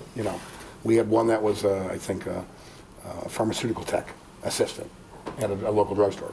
But we were given the names and brief, and summarized information of every candidate. Steve, were you saying that you want to not give us all the names that apply, or both times we've done it since I've been on here, we had 45 or 48 candidates when we hired Mr. Hawk. We had 88 the last time. We weren't given a complete packet because some people can be completely automatically eliminated, right? But we were given a comprehensive list of everybody that applied. Yeah, if you have a committee of 3 elected officials, in effect, that group of 3 would be the ones seeing all the resumes. Our role here, I think would be to help identify how the matrix may work for each candidate. So, for instance, we're rating them 1 to 100. We could organize that into an ABC list, give council what those lists would be, but in effect, give the council members who are on this panel, give them everything. I don't see us holding anything back. There's no reason why staff would hold things back. Right, because we've never done that. We've gotten the exhaustive list, but we didn't get the full portfolio, if you will, of all 88 candidates, because some were obviously just, they didn't meet minimum standards, but we still need to see that list. Right, yeah, the ranking would show We need that to if see the whole someone was thing, not right. in the Okay, category. thank you.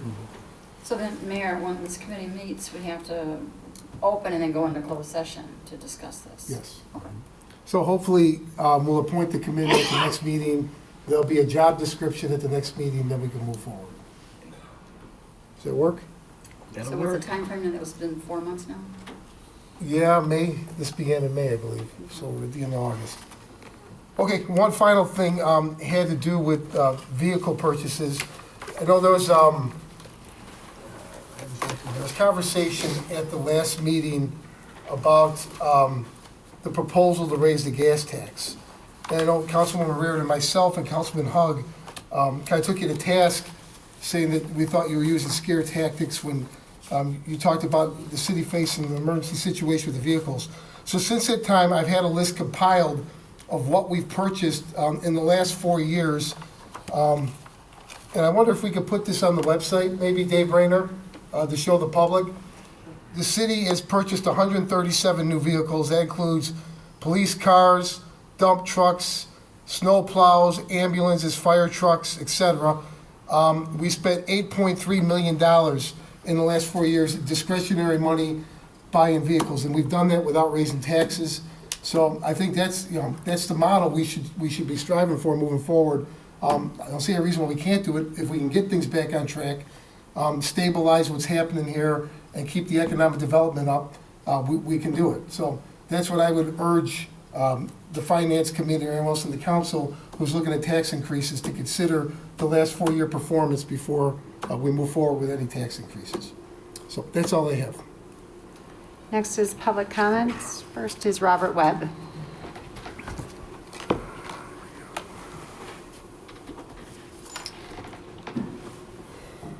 First of all, I'd like to say good evening, community members, our administrative staff, contract security personnel, and elected officers. What do you think? On behalf of the reasonable thinking human beings among the people of the Republic of the State of Illinois, I send you all my greetings of peace and friendship. As you all know, that I've been observing participant in these proceedings ever since 1990. And when I come forth You know, I don't come forth to stroke anybody's ego with some honey-coated lies to make anybody feel good.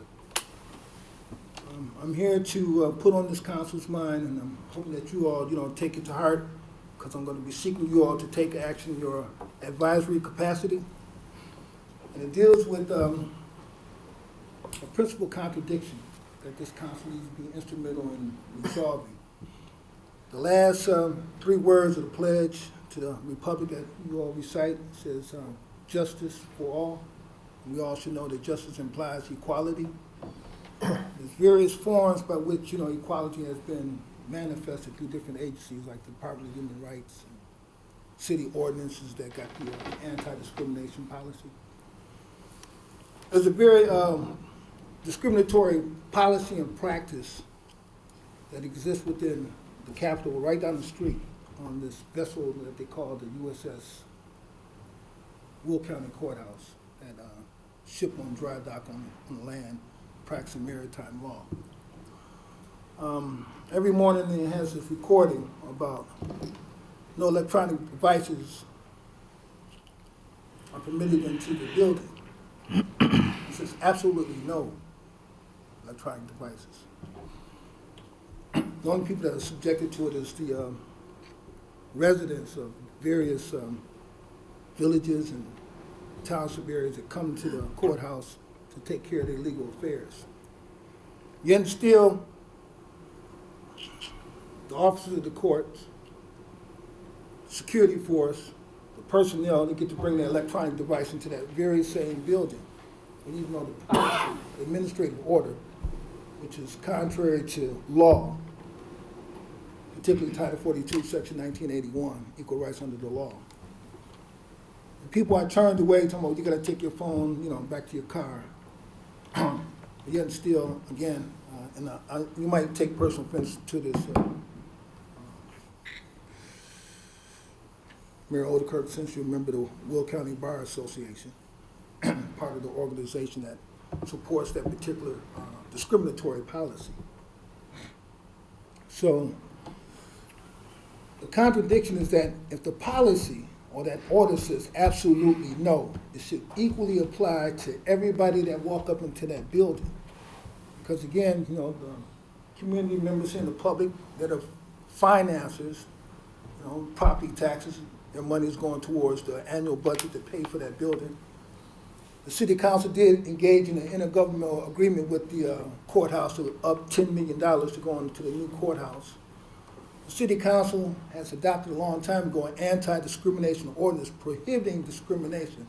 But we have this building right down the street in the middle of the capital of Will County that's engaged in discriminatory practices on a daily basis, and it needs to cease because it violates rights under the Illinois Human Rights Act, public accommodations. You can go down to Ottawa, Illinois. They don't require that you leave your phone out in your car. You can go down to Springfield to the Illinois Supreme Court. They don't require that. You can go to the U.S. District Court in Chicago. They don't require that you say, well, look, since you're a civilian, you can't bring your electronic device in it because it can record audio and video. Everybody gets to bring their phone in there.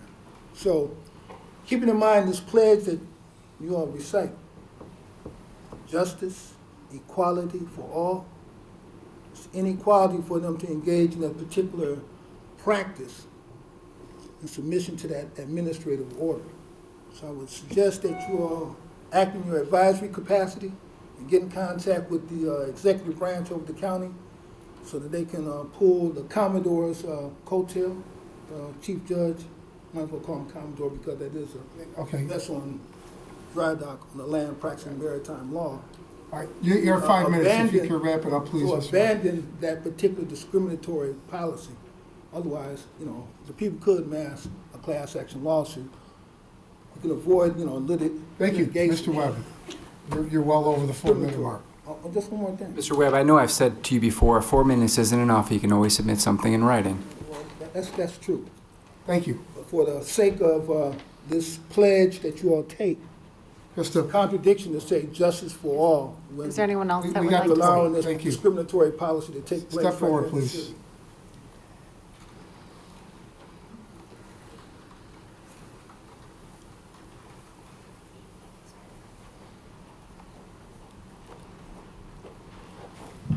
Mary Beth Gannon, 903 Western. I'm back here again to talk to you about the Cassidy House.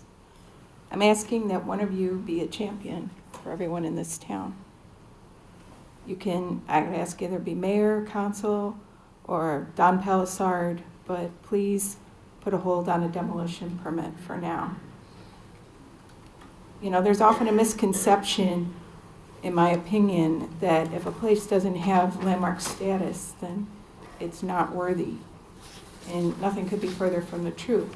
If a place doesn't have landmark status, it's either because the owner didn't want it, perhaps the owner wasn't aware of its history, or perhaps your Historic Preservation Commission didn't pursue it. But this house is definitely historic. So I'm pleased asking you to do that. I made many phone calls today, and I spoke to someone who's quite familiar with the Pro Gas Station folks' report on this house. And to the best of my understanding, that report never says that the house wasn't functional, never said it should be torn down, never said it was uninhabitable. That's their own study. That's not my study, that's theirs. I know that we need to have progress on the east side, and I recognize that money is needed, but why not a win for this business and a win for our history? Let's make this move happen. You know, I'm not sure I understand why Thornton's offered to help with this if they did not intend to follow through. Mr. Castleberry is back here tonight, and he's ready to answer questions. He has the money to do this, and more importantly, he has the desire to do this. But time's running out. You know, it's getting later in the year. We need to expedite things.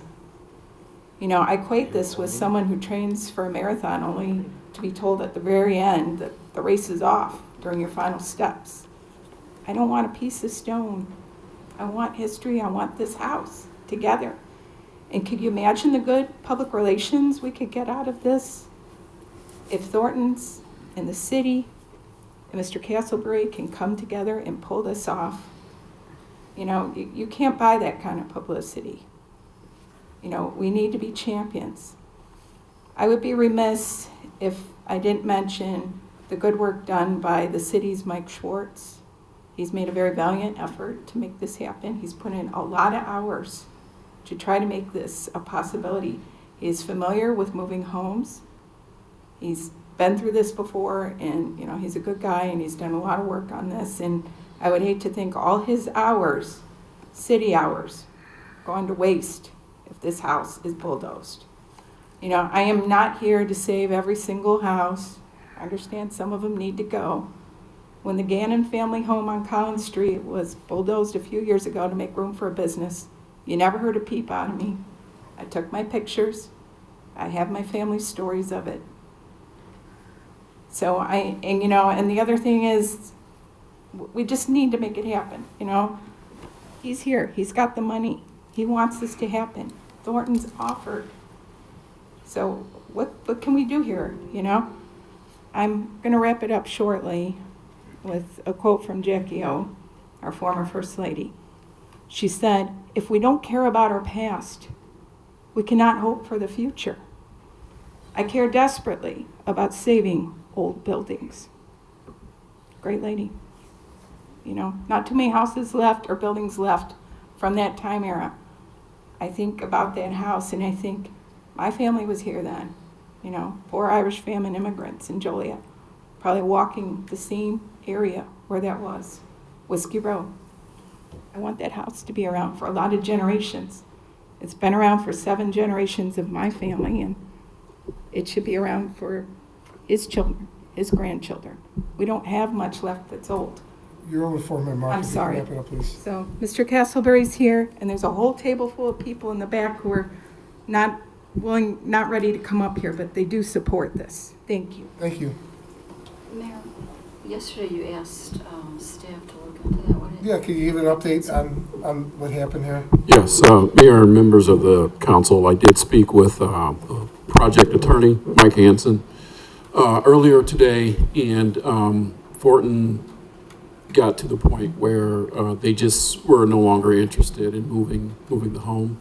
They were going to be a big part of funding the move, and based on their budget and their timeline, they just made the decision that they were no longer interested in the move. Okay. And they're the owners of the home? It's not, the city's not involved in this. It's a private transaction between Thornton's and the private individual, correct? Well, it's partially a private transaction. Part of the deal was going to be a city lot. We were going to donate a lot? We were going to donate a lot. Okay. And also, I think at some point there was going to be a discussion about a tax rebate, sales tax rebate, to help fund this. But the major part of it was Thornton's stake in this, and in the longevity of the schedule in their budget. And I think they got to the point where they were just no longer interested. When we voted on this, wasn't it with the understanding that the house was going to be saved and moved? I remember talk about some of the limestone being dedicated to the museum. I remember talk about some of the limestone going to the entranceways. I remember talk about the house maybe being moved. Right, I remember going, all the blocks were going to be saved and go to the gateways. Yes. The gateways to the city.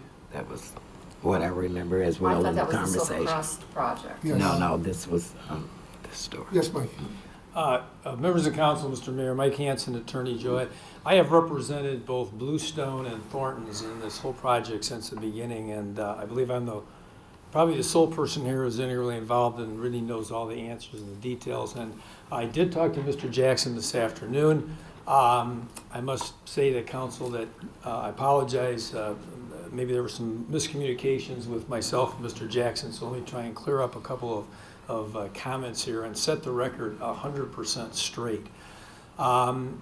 When this matter let me answer Ms. Quillman's question first. The approval by the council of this particular project did not include any requirement that the house be saved, number one. That was not a part of the situation. Discussion, yes, it was not a part of the discussion. Yes, sir. Okay. Yes, I know that, but it was on the table that the place was going to be moved and we were going to donate the land for it. Yes, it was on the table as a discussion point. But it let wasn't me- in writing, I get that. No, but let me tell you exactly what happened, because really, nobody in this room but Mike Hanson knows exactly what happened, okay? Mike Hanson. All right, so here is what happened. Here is a real true story from now on, okay? And Bob will kind of confront the story if he wants to, right? After everything was all said and done at the council level, where we had to start first, because the project is located on two state routes, Callan Street and Jackson Street, we had to get IEPA permission as required by state statutes. In the IEPA requirements, it was necessary to get permission from other state agencies, including the Illinois Historical Preservation Agency. Therefore, the entire decision as to whether or not this house was going to be saved rested 100% with the IHPA. It was taken out of the hands of the city of Joliet, of Thornton's, of Bluestone, of anybody. Anybody. We spent about 6 months then in discussions and, let me just say, other work with the IHPA trying to get this straightened out as to whether or not the house was going to be saved or whether, in fact, it was going to be torn down, as was indicated earlier, that the stone would be put into a sign, number one, be donated to the community, number two, be used in the area where the station was developed, number three. And we hired, again, a historical preservation architect to work with the IHPA to, in fact, decide with the IHPA what did they want to do and what was going to happen. This took a long period of time. This thing has been going on for 3 years, okay? So finally that decision came down. Finally there was a written agreement between Bluestones and who was the owner of the property, I should say the contract buyer at the time. The property has now been closed. Bluestone is the owner. Bluestone has an agreement with Thornton's to sell the land to Thornton's. The IHPA has made their decision. The decision being to donate to tear the building down to donate the stone, to put up a community sign, to donate to the rest of the community, and that is what is in fact is going to happen. Okay, so that is where it is. That's the answer, that's the decision, that's the final nail in the coffin, as it were, period. Okay, thank you. Thanks a lot, yeah. Your Honor, if I may? Yeah. Just to say with this, and now I think that we've got to that point where, you know, you have said that it's a done deal, am I correct? That, I mean, that's what you said. So it's out of everybody's hands. Okay. IHPA made the decision, there is an agreement, it is a done deal, period. Case closed. So, on to the new economic development in the district. Thank you so much. Hi, Tracy Brown. Also about the Cassidy home. My concern with this is that, as I won't speak about myself in third person like Mike did. However, this has been going on for 3 years. He brought it to the board and everybody else within the past 6 months. Is that correct? Year and a half. Yeah. And so all of this happened. He says that it's out of his hands, nail in the coffin, which is crude considering the circumstances. I grew up on the east side of Joliet. My daughter did too. She went to Head Start on the corner of Benton and Scott Street. I'm sorry, on the corner of Benton and Cassidy. Her name is Cassidy, and it was great her first day going to school there. So when you say things like nail in the coffin, we see this home. Joliet has such a history of tearing down these things. And for somebody to come in who doesn't care about our city, doesn't care about our history, Thornton's doesn't have anything to do with it, this blue group, whoever. We should have had something to say about it a long time ago. I can't believe how crass this gentleman was. We should still be able to do something. We have somebody who is willing to do something, who has the money, who has a plan, who is willing to do something. And for us to sit here and say, oops, sorry, nail in the coffin, I find it repugnant, quite frankly. Thank you. Thank you. Mayor, one more question. Kendall, when you talked to this Mr. from the Thornton people, and they said there's no more money for the project, is it my understanding that you're going to pay for the entire project, sir? Well, our project, my part was to help move the house, and I did have my investment in it, but all the pieces had to come together. But you needed money from Thornton's as well? Yes, we did. Okay. With the demolition, we asked for the money for the demolition part to help pay for the move. Mr. Hanson says that he, 3 years that he's been working on this project, but for some reason, since October, he allowed not only me in the city of Joliet to spend 6 months of our time, thousands of dollars of research and everything, and communicating with Thornton and Bluestone. Both of them are on page, acting like everything was fine, delayed everything, and to their point to telling us that we had to have everything together, and by May, we did everything. And then when we got to the point of sitting down and doing the final paperwork with Thornton, they supposed to got back to us on Tuesday. They didn't even bother doing that. I get a respond back from Mr. Hanson here while I'm in a meeting, a concert meeting with another matter, and it just went dead. So I don't know what he's talking about, that it was dead, because we communicated since October of last year, all the way up to May of this year, and nobody said one word to me about can't happen. So I'm not too sure about exactly what he's talking about, but, you know, once again, progress is overriding, you know, good values of the city itself. So to me, you know, you guys' choice. I'm still interested in moving the house. I'm still interested in the house. And, How much money do you need to help to make the project happen? well, out of all the paperwork that was involved, I spent 6 months on getting everything together. I would have to contact the moving company again, making sure their capability of doing ComEd, all the utilities have to be checked, make sure everything can be lined back up. Could you have a ballpark figure? It could take up to 30 days to, 2 weeks to find out if everything can line back up. I mean, it could be up to, we can go after it. This is kind of was thrown back in my lap. I did not, Mr. Mike, can you chime in on this? I'm not sure. Excuse me. I suspect I know what you're going to say.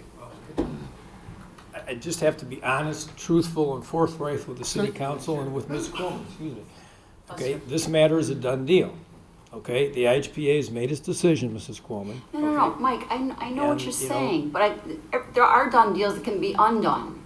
And that's what I'm asking you. If they can come up with the money, why can't we just make the plea to save the building? And they're right.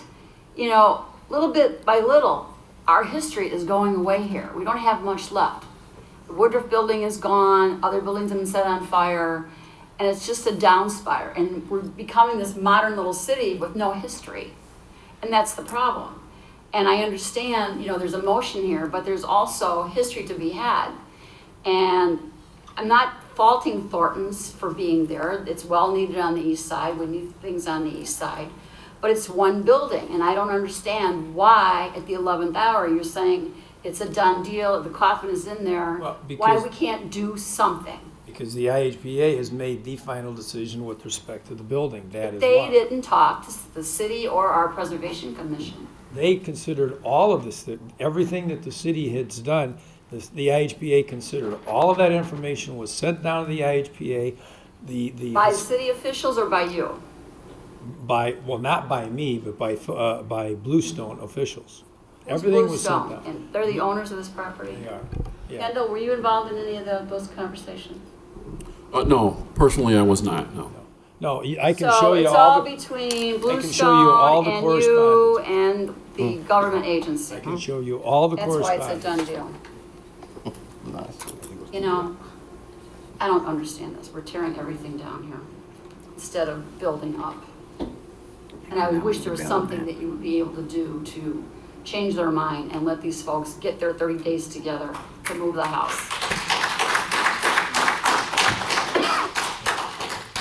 Is there anyone else that would like to speak under public comments?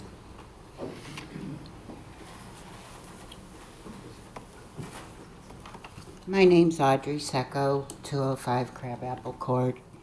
I am basically beating the same drum that I did last night about this Cassidy house. I'm going to cut a lot about what I was going to say out because you have said quite a bit, Jan. Everything.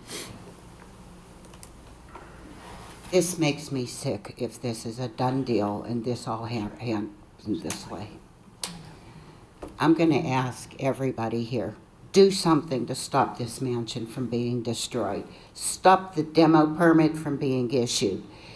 Joliet has an interesting, important history, and now is the time for everybody, you, step up, do something, find a way to stop this from happening. Show your love and respect for Joliet also.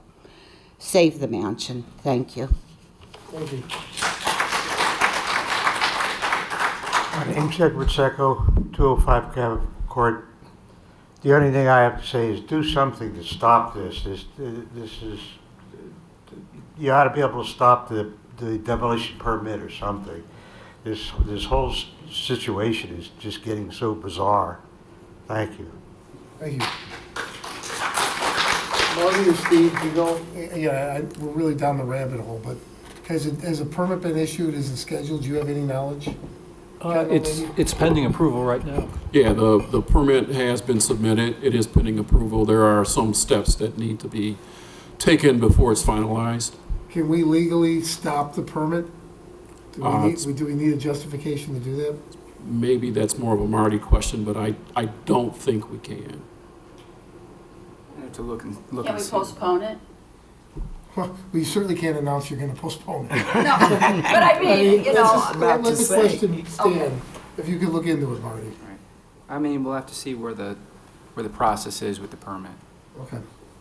But in the meantime, Kendall can, with Marty, along with Marty and possibly Steve, contact this government agency that said, put the nail in the coffin. We can follow up with that. I mean, talk to them personally. Sure. Mike, could you share your information with them? Thank you. That's what I wanted to ask you. Yes. Thank you for the question. I would love to see you bring the information and share it with them and share it with all these people who are there. But Mike, Your Honor, may I ask him one question? Mr. Hanson, did I not, I just want to make sure, was there an offer of about $200,000 for the cost? Did I hear you say that, or was that mentioned in one of our other meetings here in terms of Thornton committing about a couple of $100,000 when the conversation? There was never. Committing by Thornton's, there was discussions, there were numbers. Committing, nothing in writing, et cetera. Right. But in those initial meetings with Thornton's, or those conversations with Thornton's about moving the house as opposed to tearing it down and saving the stone, did that ever come up in the conversation? Well, moving, I mean, there were all the options, Mrs. Gavin, were mentioned, you know, whether it was moving the house, tearing it down, keeping the stone, putting the sign up, whatever. Right, all of that, but there was never, somewhere I thought that might have. The whole point to popped this out my story head. is that because of the location of the gas station, where it's located, on state highways, the IHPA had to enter into discussion. I got In it. fact, Got it. they became the arbiter of what was gonna happen to this house. I understand They it. made the decision. But did they know that people wanted to save that house? Yes, they did. Yes, they did. Yes, everything from the city of Joliet was sent down to IHPA. Well, I'm sorry, I have to see it in writing. Well, We'll let's just submit it to you. yeah, submit the That's fine. paperwork, and then that way, I like I just want to ask one quick. So because it's on a state highway, they don't want the house being moved on state highway? Is No, that- it's It nothing. don't have nothing to do with that? Okay. All right. Thank you, Mike. Thank you. I'd love to see that. Is there anyone else who would like to speak under public comments?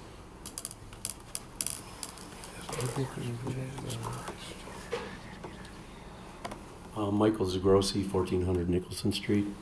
I just need a point of information here. This is not, it relates back to this question. So, as I understand it, because the property is at two state routes, that's why the Illinois Historical Preservation Committee was involved.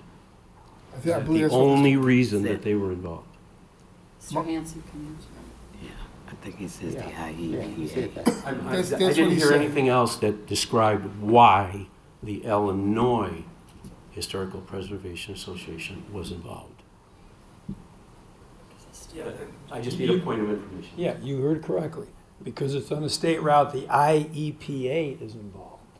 And when the IEPA, Illinois Environmental Protection Agency, where the gas station is involved, they have certain other regulatory agencies of the state of Illinois who have to pass off on the IEPA permit that is necessary for this project.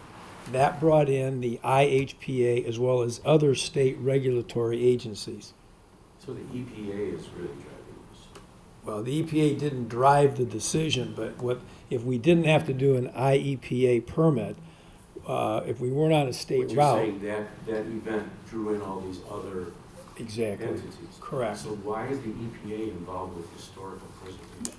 That's just one of the state, well, you'll have to ask the state legislature on why exactly they want them involved. And so the second point of this was, why wouldn't the city of Joliet and the local historical preservation? Can you step up to the microphones, please? I'm sorry. They can't hear you at home. I'm sorry. Why wouldn't the city of Joliet and the local historical preservation association have been informed by the state about this? You'll have to ask the state on why they did not inform the city of Joliet. Okay. But the house was not on the local register, correct? No. His question was different. It was a very, very good question. Why did the IHPA not inform the city of Joliet? They did not. Understand. Okay. All right. I'll leave it at that. I'm in favor of saving the house. And so if there's anything that can be done to delay so that local entities can now get involved. And that's why people are upset. Things come out late, and then we all show up, and it looks like, you know, the mouse that roared, and it's the right thing to do. And so if a delay could be put in place, that would allow the local entities to try to get something done here.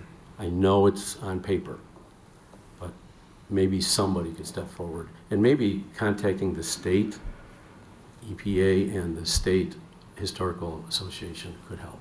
I believe you're going to look into that, Marty and Kendall. Yes. Just two short things. Mayor, I want to commend you on that 10 South Chicago stuff. You are spot on. And there were some other tumultuous things happening in downtown Joliet around that time. Yes, there were.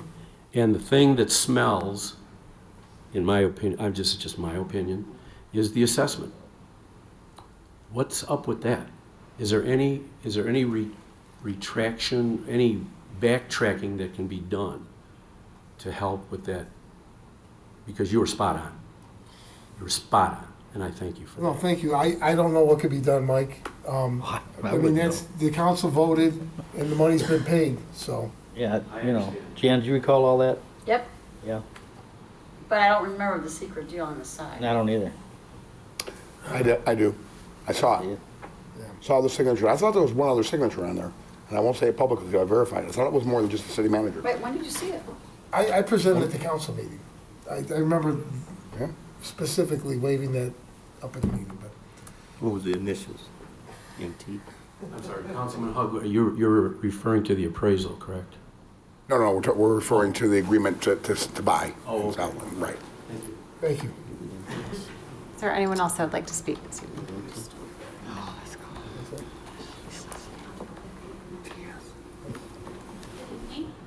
My name is Karen Ward from Joliet. This is one important decision that you are making, and one of the things in my life that's most important is the history of Joliet. My family's lived here for many, many, many years. Public servants, many of them, and Jackson Street in particular, and any historical buildings are very important. I ask you to postpone, get state officials involved, and whoever else you need to. Have fundraising, because I will help with fundraising to move this house and to save this house. Please save our history. Thank you. Thank you. Is there anyone else that would like to speak? Next is mayor and council comments. No, I have nothing. Ready? Just want to remind our residents, tomorrow night we're having the town hall meeting regarding violence in the city of Joliet. I know most people are calling and said it's just the west side, but it's not. It's all the violence in the city of Joliet. The mayor has, and the council did a town hall on the east side. We did one at Mount Carmel. Yes, we've done two, As last two on the well. east side. So this one will be on the west side at the VFW, but it is talking about violence in the city of Joliet. And please, please, try tonight, concentrate. Let's come with some solutions. We know what's going on, but we need to get some solutions in place. So come out tomorrow night, 6 to 8. 6 to 8, Cantigny Post on Horseshoe Drive. No, you're gonna talk about the prison. No, you can talk. I got a whole list. You don't have it? It's not on there. I thought maybe the mayor, the prison break, the museum, Saturday night. I don't have the time. Maybe you can. You got it down on that end? Okay. Tickets are online, on Thank you. sale online. Yeah, come out. We had a wonderful time last year. Looking forward to having another good time this year. And Mike, we use screws now. We don't use nails anymore. What? I got that. I just couldn't be in there. Terry, you killed it. Terry always comes up with I'd like something. to congratulate Stepping Stone, who had their grand opening on their new outpatient facility at 1114 Larkin Avenue, or ribbon cutting yesterday. Adds to a great job they've been doing, and their spaces, new space was definitely needed. That's it. So the tickets are $35. And you can get them online, you can get them at the museum, and I believe there's being sold at City Hall as well. And sold that night. And sold that night as well. So come on out, it's supposed to be a beautiful night, and I'll be in the mixed drink tent with my family, so step up, and we like lots of tips. Thank you. I was just gonna bring up the prison break-in, so I think we beat that one. Jan, I could be wrong, but I thought tickets were 40, 35 pre-sale if you get them here at City Hall or some other outlets. Or online, they're 40, that's correct. Correct. Or at the door. Yes, Yeah. sorry, thank you. Now they won't come, no. I have a short list here. August 7th, the I-80 Coalition meeting, we had another one at the Will County Center of Economic Development. I just mentioned that because I want residents to know, even though the capital bills come forward, we're still actively meeting that coalition, trying to push this through. August 9th, Habitat for Humanity had a groundbreaking on North Rainer. Councilwoman Coleman, you were there. Congratulations to them. August 11th, the 815 Joliet Unity Movement had their yearly event in Knoll Park. I was there. It was a great event. August 14th, Joliet Junior College in the morning had the State of the College address. Congratulations to them. August 15th, the Joliet Slammers had a stand-up for the Blue Night honoring our police officers. It's a great event. Thank you, Slammers, for thinking of our local officers. August 17th, Blues and Brews on Route 66 was another great success downtown. Thank you to the organizers of that. That same night at Chicagoland Speedway, we had the 4th annual Grudge Match Race for Charity. Terry Darcy sponsored all the vehicles and was a sponsor of that event. Thank you, Terry and Chicagoland Speedway for their hard work. And then yesterday, August 19th, at our train station, the Friends of Infrastructure gave awards to State Senator Jennifer Bertino, State Senator Pat McGuire, and State Rep John Connor for the work they had done on the recent bill that was passed in Springfield for transportation and infrastructure. And then finally, this afternoon, Audubon had a grand opening of their go-kart track. It was a great time if you were on the track. A number of us were there. I did get a chance to race Mike Hansen. And Mike, your instincts have not slowed down as you've gotten older, but a lot of fun. That's going to be open for the public. I would encourage people to give it a try, go out there. It's not a little bit typical than the go-karting you get at haunted trails. This is more competitive, faster cars, and it was a lot of fun. So anyways, thank you, Audubon, for their continued investment in our city. Mayor, did you say you raced Mr. Hansen? I did. How did that turn out, Mr. Hansen? Did you beat him? Who beat who? I lost. Oh, darn. I spun out in the mud at one point. So. You're a gentleman, Mr. Hansen. Is there a motion to adjourn? So moved. Second. Motion seconded to adjourn. All in favor? Aye. Being adjourned. Hey, Joe.